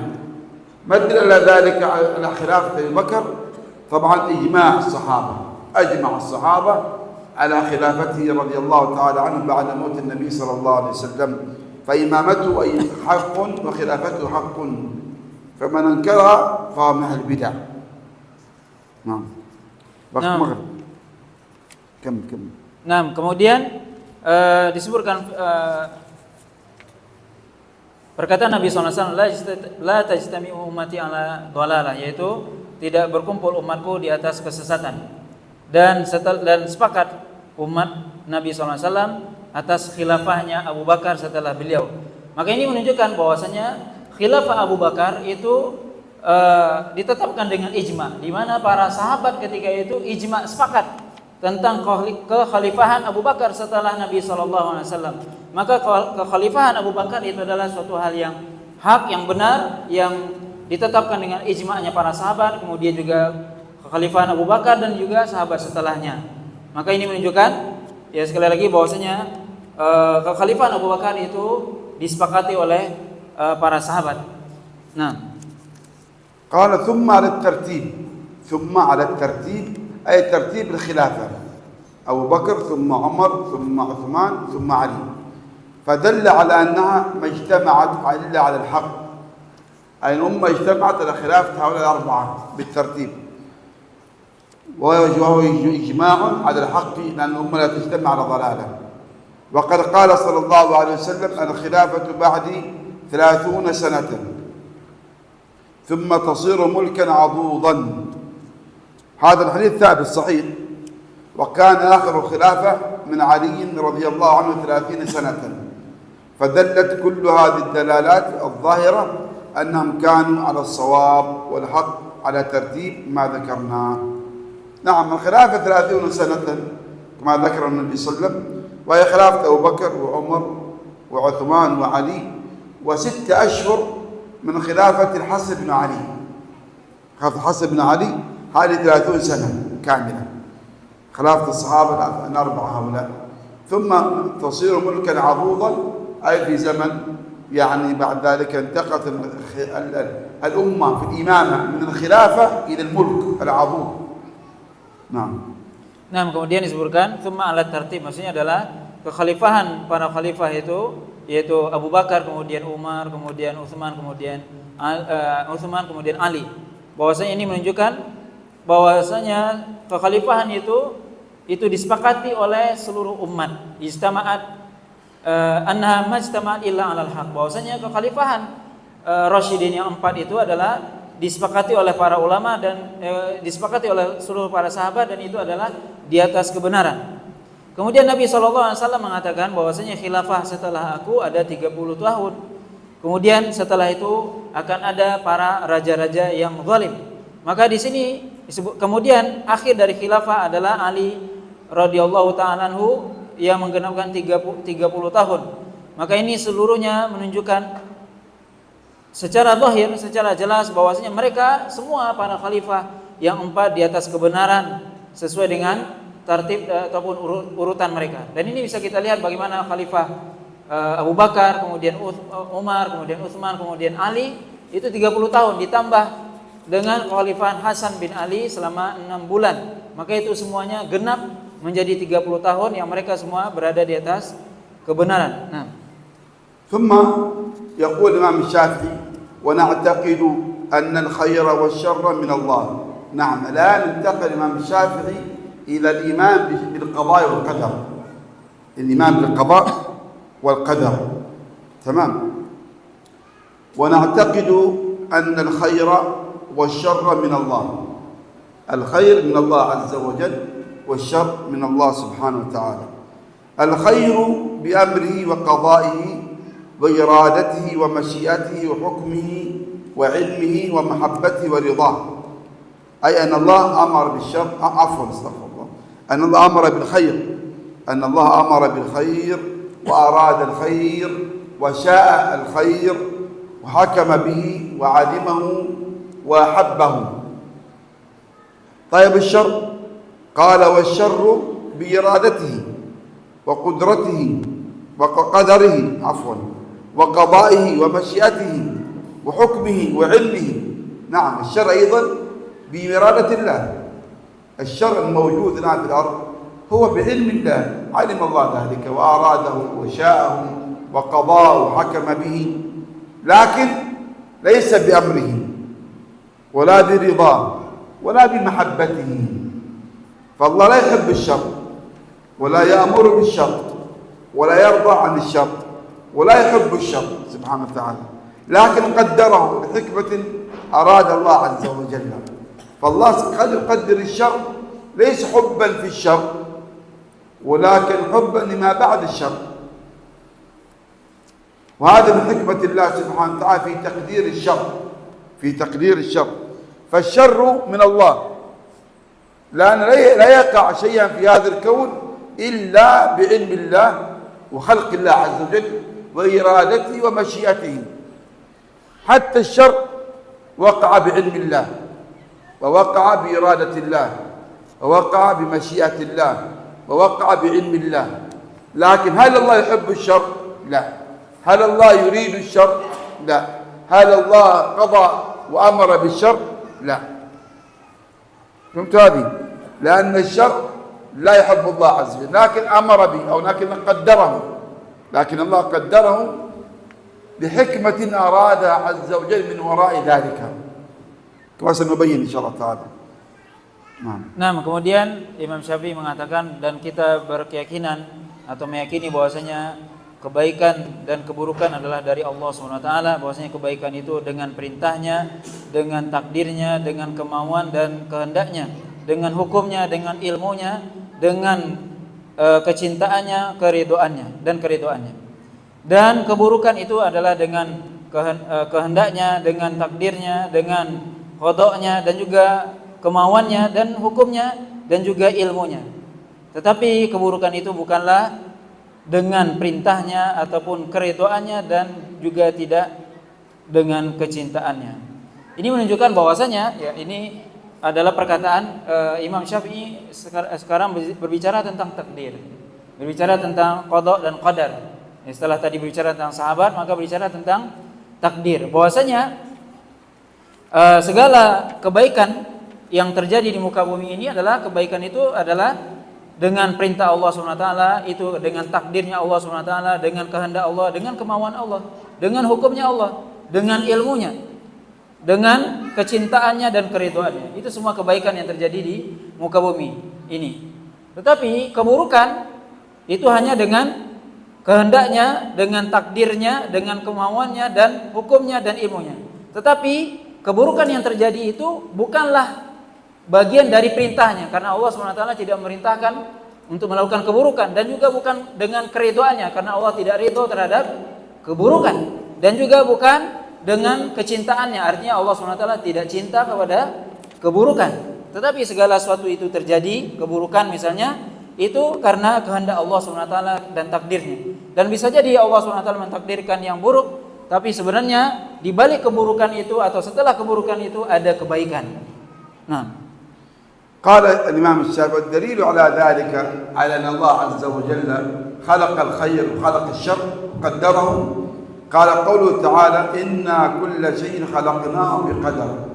إنا كل شيء والشر من الشيء، صح؟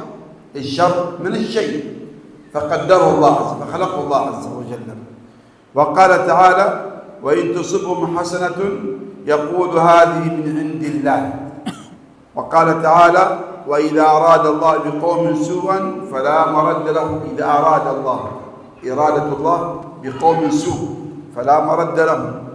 وقال تعالى ختم الله على قلوبهم وعلى سمعهم وعلى أبصارهم غشاوة ولهم عذاب عظيم. ختم من خلق الله. وقال تعالى ولقد ذرأنا لجهنم كثيرا أي خلقنا كثيرا للنار. وقال تعالى ولو أننا نزلنا إليهم الملائكة وكلمهم الموتى. وقال تعالى ولو شاء ربك لآمن من في الأرض كلهم جميعا. وقال تعالى فمن يرد الله أن يهديه ويشرح صدره للإسلام. وقال تعالى وما تشاءون إلا أن يشاء الله رب العالمين. فعلمنا بذلك أن مشيئته قبل مشيئتنا وإرادته قبل إرادتنا في أي شيء كان ولأي شيء كان، ولكن لا يسأل عما يفعله هم يسألون. هذه المسألة الإخوة في باب الإيمان بالقضاء والقدر بغى ننتبه الحاجة أن هذا الباب، باب الإيمان بالقضاء والقدر، من المسائل التي هي تعتبر من الغيب. باب القضاء والقدر كله غيب، كما قال ابن عباس رحمه الله رضي الله عنه القضاء والقدر سر الله المكنون، سر الله المكنون الذي لا نعلمه. وباب القضاء والقدر يا إخوة يعتبر كله مسائل غيبية، مسائل غيب يتوقف في إثباتها على الوحي والنص من الكتاب والسنة. ولذلك لا نستطيع أن نخوض في باب القضاء والقدر إلا بدليل، إلا بحجة ودليل من الكتاب والسنة، لأن باب القضاء والقدر من الغيب والسر الذي كتمه الله عنا. فالله لم يخبرنا عن كل شيء في باب القضاء والقدر، لم يخبرنا عن كل شيء، وإنما ما أخبرنا فيه في باب القضاء والقدر يسير من علم الله عز وجل، شيء يسير من علم الله مما ينفعنا، وراه الله عز وجل أعلمنا به في الكتاب وأعلم به الرسول صلى الله عليه وسلم في السنة. لذلك الخوض في باب القضاء والقدر خطر، وحذر العلماء من الخوض في باب القضاء والقدر، لأن هذا الباب يفضي إلى القول على الله بغير علم، والقول على الله بغير بين وبصيرة. لذلك لا نخوض في باب القضاء والقدر لأنه باب غيبي أولا، ولأن الله ما علمنا به من مسائل القضاء والقدر هي مسائل يسيرة، فنقف حيث وقف الحكم في كتاب السنة، ونقف حيث وقف الكتاب والسنة. ولهذا لما نزل النبي، لما ثبت في الصحيح أن النبي صلى الله عليه وسلم نزل على أصحابه فرآهم يخوضون في القضاء والقدر، يخوضون، فنهاهم عن ذلك، قال مه يقفوا تمام، ونهاهم عن خوف القضاء والقدر، وقال كل ميسر لما خلق له، كل ميسر لما خلق له. وبالتالي لا يجوز الخوض في باب القضاء والقدر إلا بدليل، إلا بحجة. هذه مسألة والإخوة نفهمها. الشيء الثاني أن باب القضاء والقدر دائما أهل السنة والجماعة يركزون في على أهم أصول هذا الباب. وأصول هذا الباب يقوم على 4 أمور. أصول الإيمان بالقضاء والقدر يقوم على 4 أمور، ما تسمى عند أهل السنة بمراتب القدر، وهي 4. الأول الإيمان بعلم الله، الإيمان بعلم الله، وأن الله عز يعلم كل شيء وعلم كل شيء قبل أن يوجده وبعد أن أوجده، فالله أحاط علمه بكل المخلوقات قبل وجودها وبعد وجودها وأثناء وجودها، علم بحالها وعلم بأرزاقها وعلم بآجالها وعلم الشقي من السعيد وعلم من أهل الجنة من أهل النار وعلم الصالحين من الفاسدين وعلم العصاة من الطائعين وعلم الكفرة من المؤمنين والموحدين من المشركين وعلم بالآجال والأرزاق والأعمار والشقي والسعيد. فعلم الله حاط بكل شيء، فما من شيء في الكون من صغير ولا كبير ولا رطب ولا يابس ولا متحرك ولا ساكن إلا في علم الله عز وجل. هذا الأول ينبغي نفهمه. فما يقع في هذا الكون هو بعلم الله عز وجل، لا يقع شيء في هذا الكون دون علم الله. هذا يسمى مرتبة العلم. الثانية مرتبة الكتابة. مرتبة الكتابة، ما معنى الكتابة؟ أي أن الله كتب علمه وكتب كل شيء في اللوح المحفوظ عنده، في اللوح المحفوظ عنده سبحانه وتعالى. فما من شيء يقع إلا قد كتبه الله ذلك، قد كتب أجله وكتب رزقه وكتب شقي أم سعيد، من أهل الجنة أم من أهل النار، وكتب يعني كل التفاصيل قبل أن يوجدها، كما جاء في الحديث قال صلى الله عليه وسلم إن الله كتب مقادير الخلائق قبل أن يخلق السماوات والأرض 50,000 سنة. كتب مقادير وأرزاق وآجال الخلائق قبل أن يخلق السماء والأرض 50,000 سنة. أين كتب ذلك؟ في اللوح المحفوظ عنده. فاللوح المحفوظ هو لوح المكنون، سر الله عز وجل، علم الله فيه، كتب الله علمه سبحانه وتعالى، فلا يطلع أحد على ما كتب في اللوح المحفوظ إلا إذا شاء الله ذلك. هاي مرتبة الكتابة، مرتبة الكتابة لابد بالترتيب تحفظونها. المرتبة الثالثة مرتبة الإرادة والمشيئة. ما معناها؟ معنى ذلك أن الله عز وجل لا يقع شيئا في الكون إلا بإرادته ومشيئته، فلا يقع شيء إلا وقع بإرادة الله ومشيئته، كن فيكون. فلا يخرج شيء في الكون عن إرادة الله ومشيئته من خير أو شر أو صلاح أو فساد، لا يقع شيء إلا بإرادة الله ومشيئته. هذه المرتبة الثالثة. المرتبة الرابعة الخلق والإيجاد، مرتبة الخلق، أي أن الله عز وجل خلق كل شيء في الكون وأوجده عز وجل بإرادته ومشيئته. فما في هذا الكون من مخلوقات كلها من خلق الله، كلها أوجدها الله عز وجل، فلا موجد ولا خالق مع الله عز وجل. هذه الأربع الأمور أهم شيء نفهمها في باب القضاء والقدر. إذا آمنا بها وصدقنا يكفيك هذا، يكفي هذا في القضاء والقدر. دعك من التفاصيل التي خاضت فيها الفرق الإسلامية مع أهل السنة. فإذا هذا 4 مراتب. فإذا أراد الله شيئا في الكون أن يخلقه، أولا علمه، ثم كتبه في اللوح المحفوظ عنده، ثم شاءه وأراده، ثم خلقه وأوجده. إذا أراد أن يحيي شخصا علم ذلك وكتبه عنده في اللوح المحفوظ، وشاء وأراد، ثم أوجده وخلقه وحياه. إذا أراد أن يميت شخصا علم ذلك وكتبه عنده وأراد وشاءه، ثم ماته خلقه. هكذا. هذا تسمى مراتب القدر 4، وأدلة عليها كثيرة من الكتاب والسنة. شيخ وقت مغرب أو يكفي. Nah. يبدأ يحتاج من الفجر. Nah, kemudian di sini disebutkan dalil tentang qada dan qadar, ya, bahwasanya segala sesuatu sudah ditakdirkan oleh Allah Subhanahu wa taala. Mana dalilnya? Yaitu firman Allah Subhanahu wa taala dalam surah Al-Qamar, "Inna kulla syai'in khalaqnahu biqadar." Bahwasanya sesungguhnya kami atas segala sesuatu sudah menciptakan, atau sesungguhnya kami sesungguhnya segala sesuatu sudah kami ciptakan dengan takdir. Kemudian juga firman Allah SWT dalam surah An-Nisa, bahwasanya jika mereka mendapatkan kebaikan, maka mereka mengatakan bahwasanya ini kebaikan datang dari Allah SWT. Kemudian juga firman Allah dalam surah Ar-Ra'd, jika Allah SWT menginginkan bagi suatu kaum keburukan, maka tidak ada yang bisa tidak ada yang bisa melawannya, atau tidak ada yang bisa melepaskan keburukan itu dari kaum tersebut. Kemudian firman Allah SWT dalam surah Al-Baqarah, bahwasanya Allah SWT telah menutup hati mereka dan juga pendengaran mereka, dan menjadikan sesuatu yang penutup di dalam penglihatan mereka, dan bagi mereka azab yang besar. Kemudian juga Allah SWT berfirman dalam surah Al-A'raf, sungguhnya kami telah menciptakan di dalam neraka jahanam itu penghuni-penghuni yang banyak.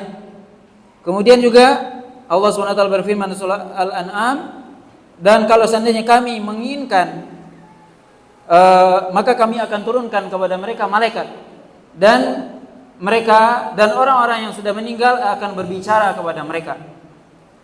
Kemudian juga firman Allah dalam surah Yunus, bahwasanya jika Allah SWT menghendaki, maka akan beriman seluruh orang yang ada di muka bumi ini semuanya.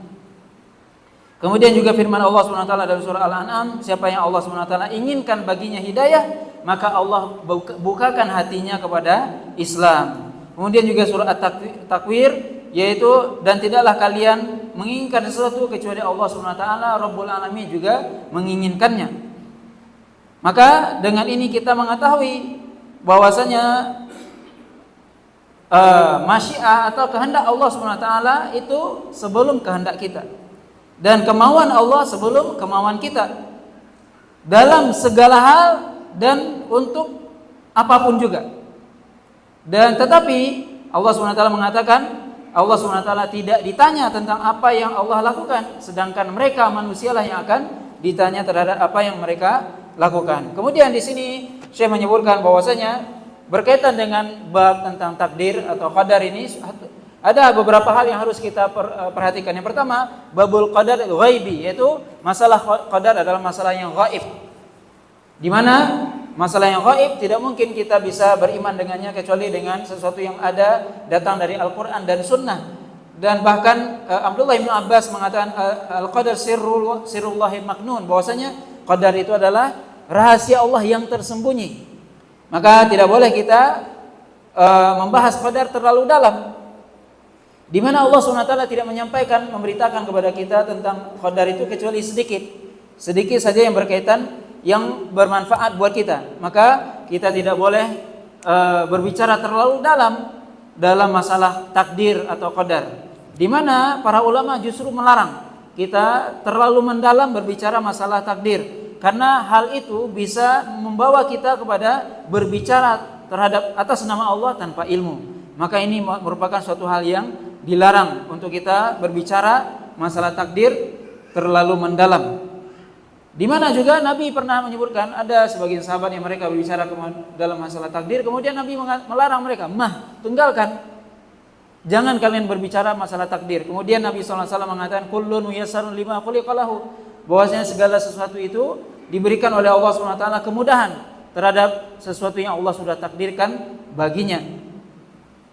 Kemudian yang kedua yang harus kita pahami juga adalah dalam masalah takdir ini adalah masalah qadar adalah masalah usul, masalah yang berkaitan dengan asas tentang takdir, yaitu yang disebut oleh para ulama maratibul qadar, yaitu tingkatan dalam kita beriman kepada takdir.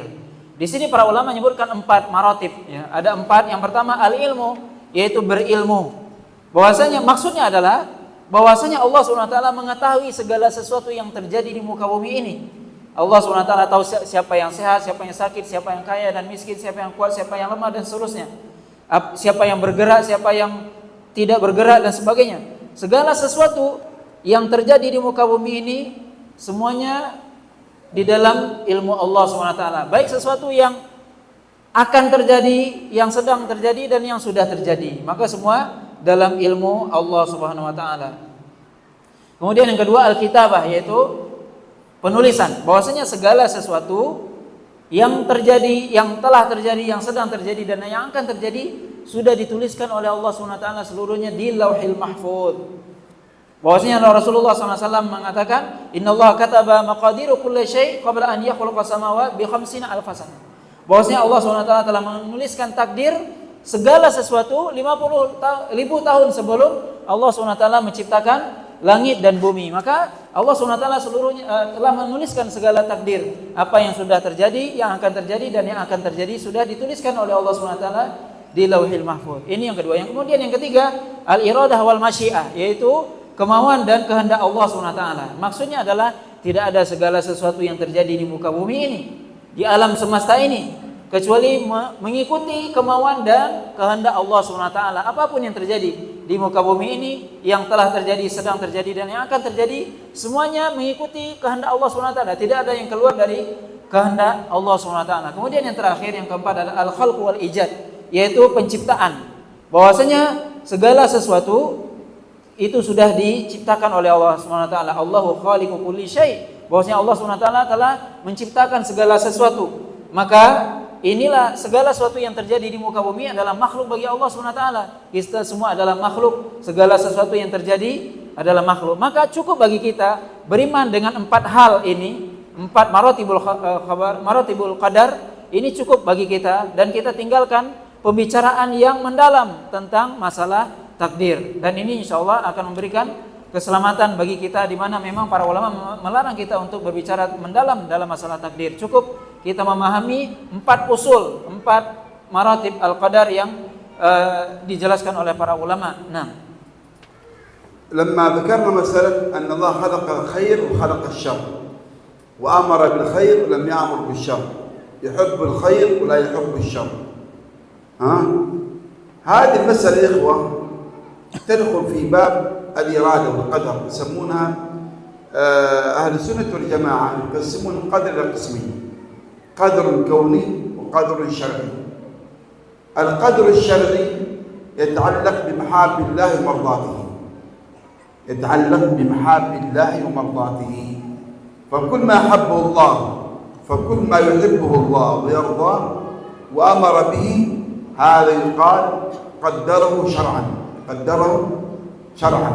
فالله قدر الصلاة شرعا، وقدر الزكاة والصوم والطاعة والعمل الصالح والعبادة، هذا يسمى قدر شرعي. قدر شرعي لأن يتعلق بإرادة الله ومحبة الله ورضاه. فدائما القدر الشرعي يحبه الله، يرضاه، يأمر به عز وجل، يأمر به سبحانه وتعالى. هذا يسمى القدر الشرعي. أما القدر الكوني لا، القدر الكوني قدره الله كونا ولكن لا يحبه شرعا. فالله قدر الشر كونا، قدر الشر كونا، وقدر المعصية كونا، وقدر الكفر كونا، وقدر الشرك كونا. ما الفرق بين القضاء الشرعي والقضاء الكوني؟ أولا القدر الكوني لا يحب الله ولا يرضاه، بمعنى أن الله لا يحب الكفر ولا يحب الشرك ولا يحب المعصية، مع أن الله قدرها. وأما القدر الشرعي فيحب الله ويرضاه، يحب الله ويرضاه. القدر الكوني يقع لا محالة، القدر الكوني يقع لا محالة. أما القدر الشرعي قد يقع وقد لا يقع. القدر الشرعي الله حب منا أن نعبده، الله حب منا أن نعبده، لكن هل عبدنا؟ منا من عبده ومنا من لم يعبده، صح؟ الله قدر شرعا الإيمان، هل كلنا آمنا بالله من البشر؟ لا، منا من آمن به ومنا من كفر. فلذلك القدر الشرعي قد يقع وقد لا يقع، قد يقع وقد لا يقع من البشر. أما القدر الكوني فيقع لا محالة، يقع، أمر الله أو قدر الله الكفر فوقع الكفر، لكن لا يحب الله عز وجل الكفر ولا يحب الله المعصية ولا يحب النفاق ولا يحب الشر، لكن قدره. طيب سؤال، إذا كان الله لا يحبه فلماذا قدره؟ إذا كان الله لا يحب الشر فلماذا قدره؟ قدره الله لحكمة ليس حبا فيه لذاته ولكن حبا لغيره. فحكم الله في القدر كثيرة، من تلك الحكم ما نحن نعلمها النص عليها في كتاب السنة، ومن تلك الحكم ما لا نعلمها استاثر الله بعلمها لا نعلمها، ولكنها سر الله عز وجل. قدر الله وجود الكفر، قدر الله وجود الشر، قدر الله وجود القتل، قدر الله وجود النفاق، موجود كل بقضاء الله وقدره، صح؟ قضاء وقدره. لكن لماذا قدره مع أنه لا يحب الشر ولا يحب الكفر ولا يحب النفاق؟ لحكمة. حتى هناك يوجد المؤمنون فقدرت الكفر، هناك يوجد الموحدون ويوجد التائبون والمستغفرون والمذنبون والمنيبون الله عز وجل. هذه الحكم. ربما أراد الله عز وجل من وجود الشر، لكن هذه الحكم قد تكون ظاهرة بالنص وقد تكون مخفية لا نعلمها، لكن نؤمن ونجزم أن كل ما يقع في هذا الكون من خير أو شر هو بقضاء الله وقدره. فهمتوا هذه المسألة؟ إن شاء الله الشيخ يشرح لكم. Nah, ketika Allah SWT telah mentakdirkan kebaikan dan keburukan, ini perlu kita pahami bahwasanya takdir Allah, qadar itu ada dua macam ya, qadar kauni dan qadar syar'i. Di mana qadar syar'i disebutkan yang pertama, qadar syar'i adalah berkaitan dengan mahabbatullah, adalah sesuatu yang dicintai oleh Allah SWT dan diridhoi oleh Allah SWT. Misalnya salat, puasa, Allah SWT mencintai ibadah misalnya, maka itu adalah termasuk qadar atau takdir syar'i, sesuatu yang dicintai oleh Allah SWT dan diridhoi oleh Allah SWT. Adapun takdir atau qadar kauni, sesuatu yang tidak disukai oleh Allah SWT secara syariat. Misalnya Allah SWT mentakdirkan keburukan, kesyirikan, kekufuran, maksiat dan sebagainya, maka Allah SWT tidak menyukainya secara syar'i, tetapi telah menetapkannya secara kauni. Kemudian apa perbedaan di antara keduanya? Mungkin perlu kita pahami dengan baik di sini. Perbedaan antara qadar syar'i dan kauni. Di mana takdir kauni itu adalah sesuatu yang tidak berkaitan dengan sesuatu yang dicintai oleh Allah. Tidak berkaitan dengan sesuatu yang dicintai oleh Allah SWT. Kekufuran, kesyirikan itu Allah tidak suka. Sedangkan sebaliknya, takdir syar'i itu adalah sesuatu yang berkaitan dengan yang dicintai oleh Allah. Allah SWT mencintai keimanan, sholat, ibadah dan sebagainya.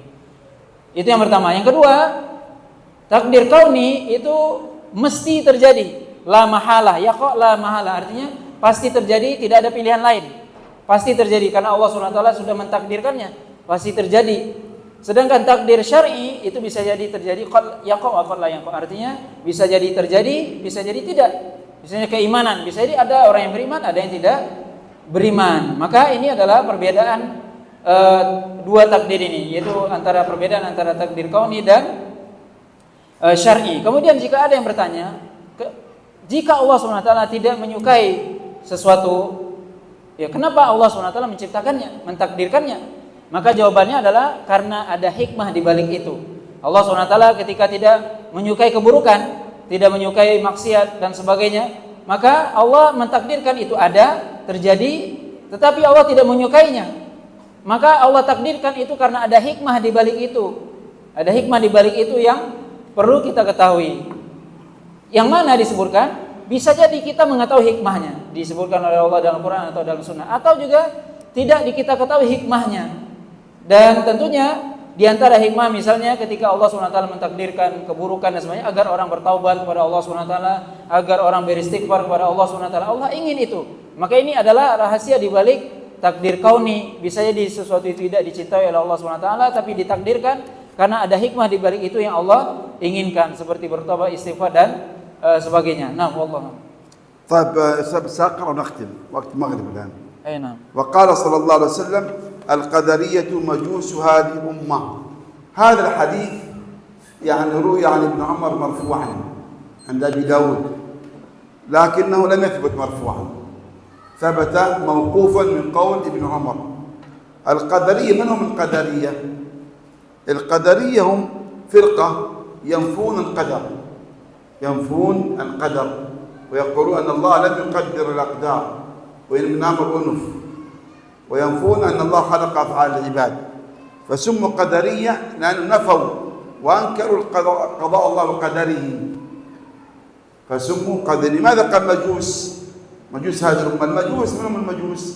المجوس هي ديانة فارسية تعتقد أن هذا الكون خالقين، النور خلق الخير والظلمة خلق الشر، فيعتقدون أن هذا الكون خالقين، النور والظلمة. فتعتقد المجوسية، وهي طبعا ديانة وثنية، ديانة وثنية، تعتقد المجوسية أن النور خلق الخير والإله الشر والظلمة خلق الشر، فأثبتوا للكون خالقين، إله الخير وإله الشر. وكذلك القدرية الذين نفوا قضاء الله وقدره، فيقال له من خلق هذا الكون؟ أقصد من خلق أفعال الإنسان؟ من خلق الخير؟ من خلق الشر؟ يقول أن الإنسان خلقها بنفسه. إذا فجعلوا الإنسان خالقا مع الله، فجعلوا الإنسان خالقا مع الله عز وجل، فأثبتوا أن الخير والشر من خلق الإنسان وليس من تقدير الله عز وجل، لأن ينفون القضاء والقدر، فسموا قدرية. سموا قدرية ليس لأنهم يثبتون، لا، سموا قدرية لأنهم ينفون القضاء والقدر. طيب إذا كان الله لم يقدر أفعال العباد، الخير والشر والطاعة والمعصية، من خلقها؟ من قدرها؟ قالوا الإنسان قدرها، الإنسان خلق أفعاله بنفسه، فأثبتوا خالق مع الله وهو الإنسان، فلذلك شابهوا المجوسية، شابهوا المجوسية في وجود خالقين لهذا الكون، فسموا مجوس هذه الأمة القدرية. واضح إن شاء الله. Nah, kemudian kita lanjutkan al-qadariyah majusu hadhil ummah. Hadis ini sebenarnya diriwayatkan dari Abdullah bin Umar, dari Abu Daud, ya. Diriwayatkan oleh Imam Abu Daud dari Abdullah bin Umar, dan sebenarnya hadis ini mauquf, ya. Ini adalah perkataan Abdullah bin Umar, bukan perkataan Nabi. Itu hadis mauquf dari Abdullah bin Umar, yaitu disebutkan al-qadariyah majus hadhil ummah. Al-qadariyah, apa itu al-qadariyah? Apa maksudnya? Ini adalah firqah, sebuah kelompok yang mereka menafikan qadar, menafikan takdir, di mana menurut mereka Allah SWT tidak mentakdirkan, tidak menciptakan apa yang terjadi di muka bumi ini, yaitu tidak mentakdirkan perbuatan hamba. Maka mereka dikatakan qadariyah karena mereka menafikan takdir Allah SWT dalam hal perbuatan hamba, di mana mereka beranggapan bahwasanya perbuatan hamba itu mereka sendiri yang menciptakannya. Kemudian dikatakan majus. Majus adalah agama yang berdasarkan kesyirikan, ya, wathaniyah, di mana majus itu memiliki keyakinan bahwasanya cahaya itu menciptakan kebaikan dan kegelapan itu menciptakan keburukan. Maka menurut mereka ada dua yang disembah, dua Tuhan, dua sembahan, yaitu ilahun nur wa ilahun dhalam, yaitu Tuhan cahaya yang menciptakan kebaikan dan Tuhan kegelapan yang menciptakan keburukan.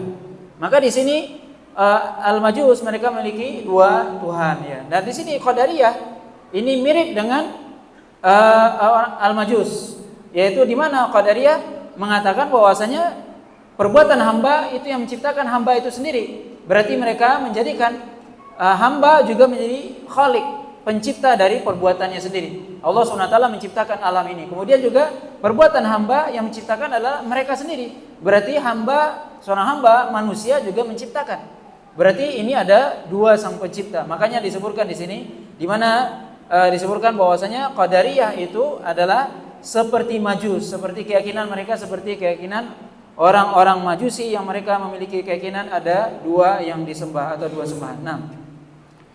وقال أيضا حاكٍ عن ربه تعالى أن الله تعالى خلق الخلق فريقين فريق في الجنة وفريق في السعير وخلق الخير والشر فطوبى لمن خلقته للخير وأجريت الخير على يديه وويل لمن خلقته للشر وأجريت الشر على يديه. وقال سهل بن عبد الله التستري رحمه الله تعالى الله أن يأمر بالفحشاء وجل أن يكون في ملك ما لا يشاء. وهذا كما قال تعالى قل إن الله لا يأمر بالفحشاء أتقولون على الله ما لا تعلمون. طيب إذا كان الله لا يأمر بالفحشاء، إذا من خلق الفحشاء؟ الله عز وجل خلقها بأمره الكوني وليس الشرعي، بأمره الكوني، لذلك لا يحب الله الفحشاء. ثم إن الله تعالى خلق الخلق وخلق أفعالهم من الخير والشر وما خلقهم إلا بإرادته ولا نشك في ذلك، فدل على الخير والشر جميعا بإرادته. وقال تعالى والله خلقكم وما تعملون، فدل على صحة ما ذكرناه. Nah, kemudian disebutkan hadis qudsi bahwasanya Allah SWT itu menciptakan makhluk menjadi dua kelompok di surga dan kelompok di neraka. Dan Allah SWT menciptakan kebaikan dan keburukan. Maka sungguh beruntung bagi orang yang Allah SWT ciptakan baginya kebaikan, dan Allah SWT akan jadikan kebaikan itu mengalir dalam kedua tangannya. Dan celaka bagi orang yang Allah SWT ciptakan baginya keburukan dan Allah jadikan keburukan di kedua tangannya. Kemudian berkata Sahal Ibn Abdullah Tusturi bahwasanya maha tinggi Allah SWT dari menyuruh manusia melakukan perbuatan fahsya atau perbuatan keji, dan maha mulia Allah SWT, maha besar Allah dari terjadinya sesuatu di muka bumi ini dalam kekuasaannya dengan sesuatu yang tidak Allah kehendaki. Dan ini sebagaimana firman Allah SWT dalam surah Al-A'raf bahwasanya katakanlah sungguhnya Allah SWT tidak menyuruh kepada perbuatan yang keji. Apakah kalian mengatakan perkataan atas nama Allah yang tidak kalian ketahui? Kata Syekh, kalau seandainya Allah SWT tidak menyuruh kepada yang keji dan yang mungkar, berarti siapa yang menciptakan? Allah SWT menciptakan yang keji dan yang mungkar. Tapi tentunya ada hikmah di balik itu, di mana Allah SWT menciptakan itu secara kauni, tetapi Allah SWT tidak menginginkannya secara syar'i. Kemudian Allah SWT menciptakan seluruh makhluk dan menciptakan seluruh perbuatan mereka, baik perbuatan yang baik ataupun perbuatan yang buruk. Dan tidaklah Allah SWT menciptakan mereka kecuali dengan kehendaknya, dan kita tidak ragu sedikit pun dalam hal ini. Dan ini menunjukkan bahwasanya kebaikan dan keburukan semuanya itu mengikuti kehendak Allah SWT. Dan Allah SWT yang telah menciptakan kalian dan menciptakan apa yang kalian lakukan. Maka ini semua dalil menunjukkan tentang kebenaran apa yang kita sebutkan. Nah, يكفي المغرب ترتاحون ونصلي المغرب، نكمل بعد المغرب إن شاء الله. لا نكمل بعد المغرب، لا نكمل الكتاب. المحاضرة بعد المغرب في إكمال الكتاب. نعم. باقي المسائل لطيفة في الإيمان باليوم الآخر. باقي المسائل كلها المتبقية كلها في الإيمان باليوم الآخر، في الصراط والميزان والرؤية والشفاعة والحوض، ومواضيع شيقة ومواضيع بسيطة وتحتاجون إليها في الإيمان باليوم الآخر. لذلك إن شاء الله نكمل بعد المغرب. ناخذ راحة، ارتاحوا ونصلي ثم نعود لإكمال الكتاب إن شاء الله بعد المغرب بإذن الله. بإذن الله. مشكلة الترجمة تأخذ وقت منا، لو كان ما في ترجمة وننتهي من الصباح من الكتاب إن شاء الله. لكن نترجم كل شيء، نترجم المتن ونترجم الشرح، فيأخذ وقت منا طويل. نعم. جزاكم الله خير، بارك الله فيكم شباب. إن شاء الله نصلي الآن نرتاح لكم، وبإذن الله نجتمع بعد صلاة المغرب بإذن الله. Nah, insya Allah nanti kita akan setelah sholat maghrib, ya sekarang kita istirahat dan sholat maghrib, dan insya Allah kita lanjutkan nanti setelah maghrib, kita akan melanjutkan pembahasan kitab ini.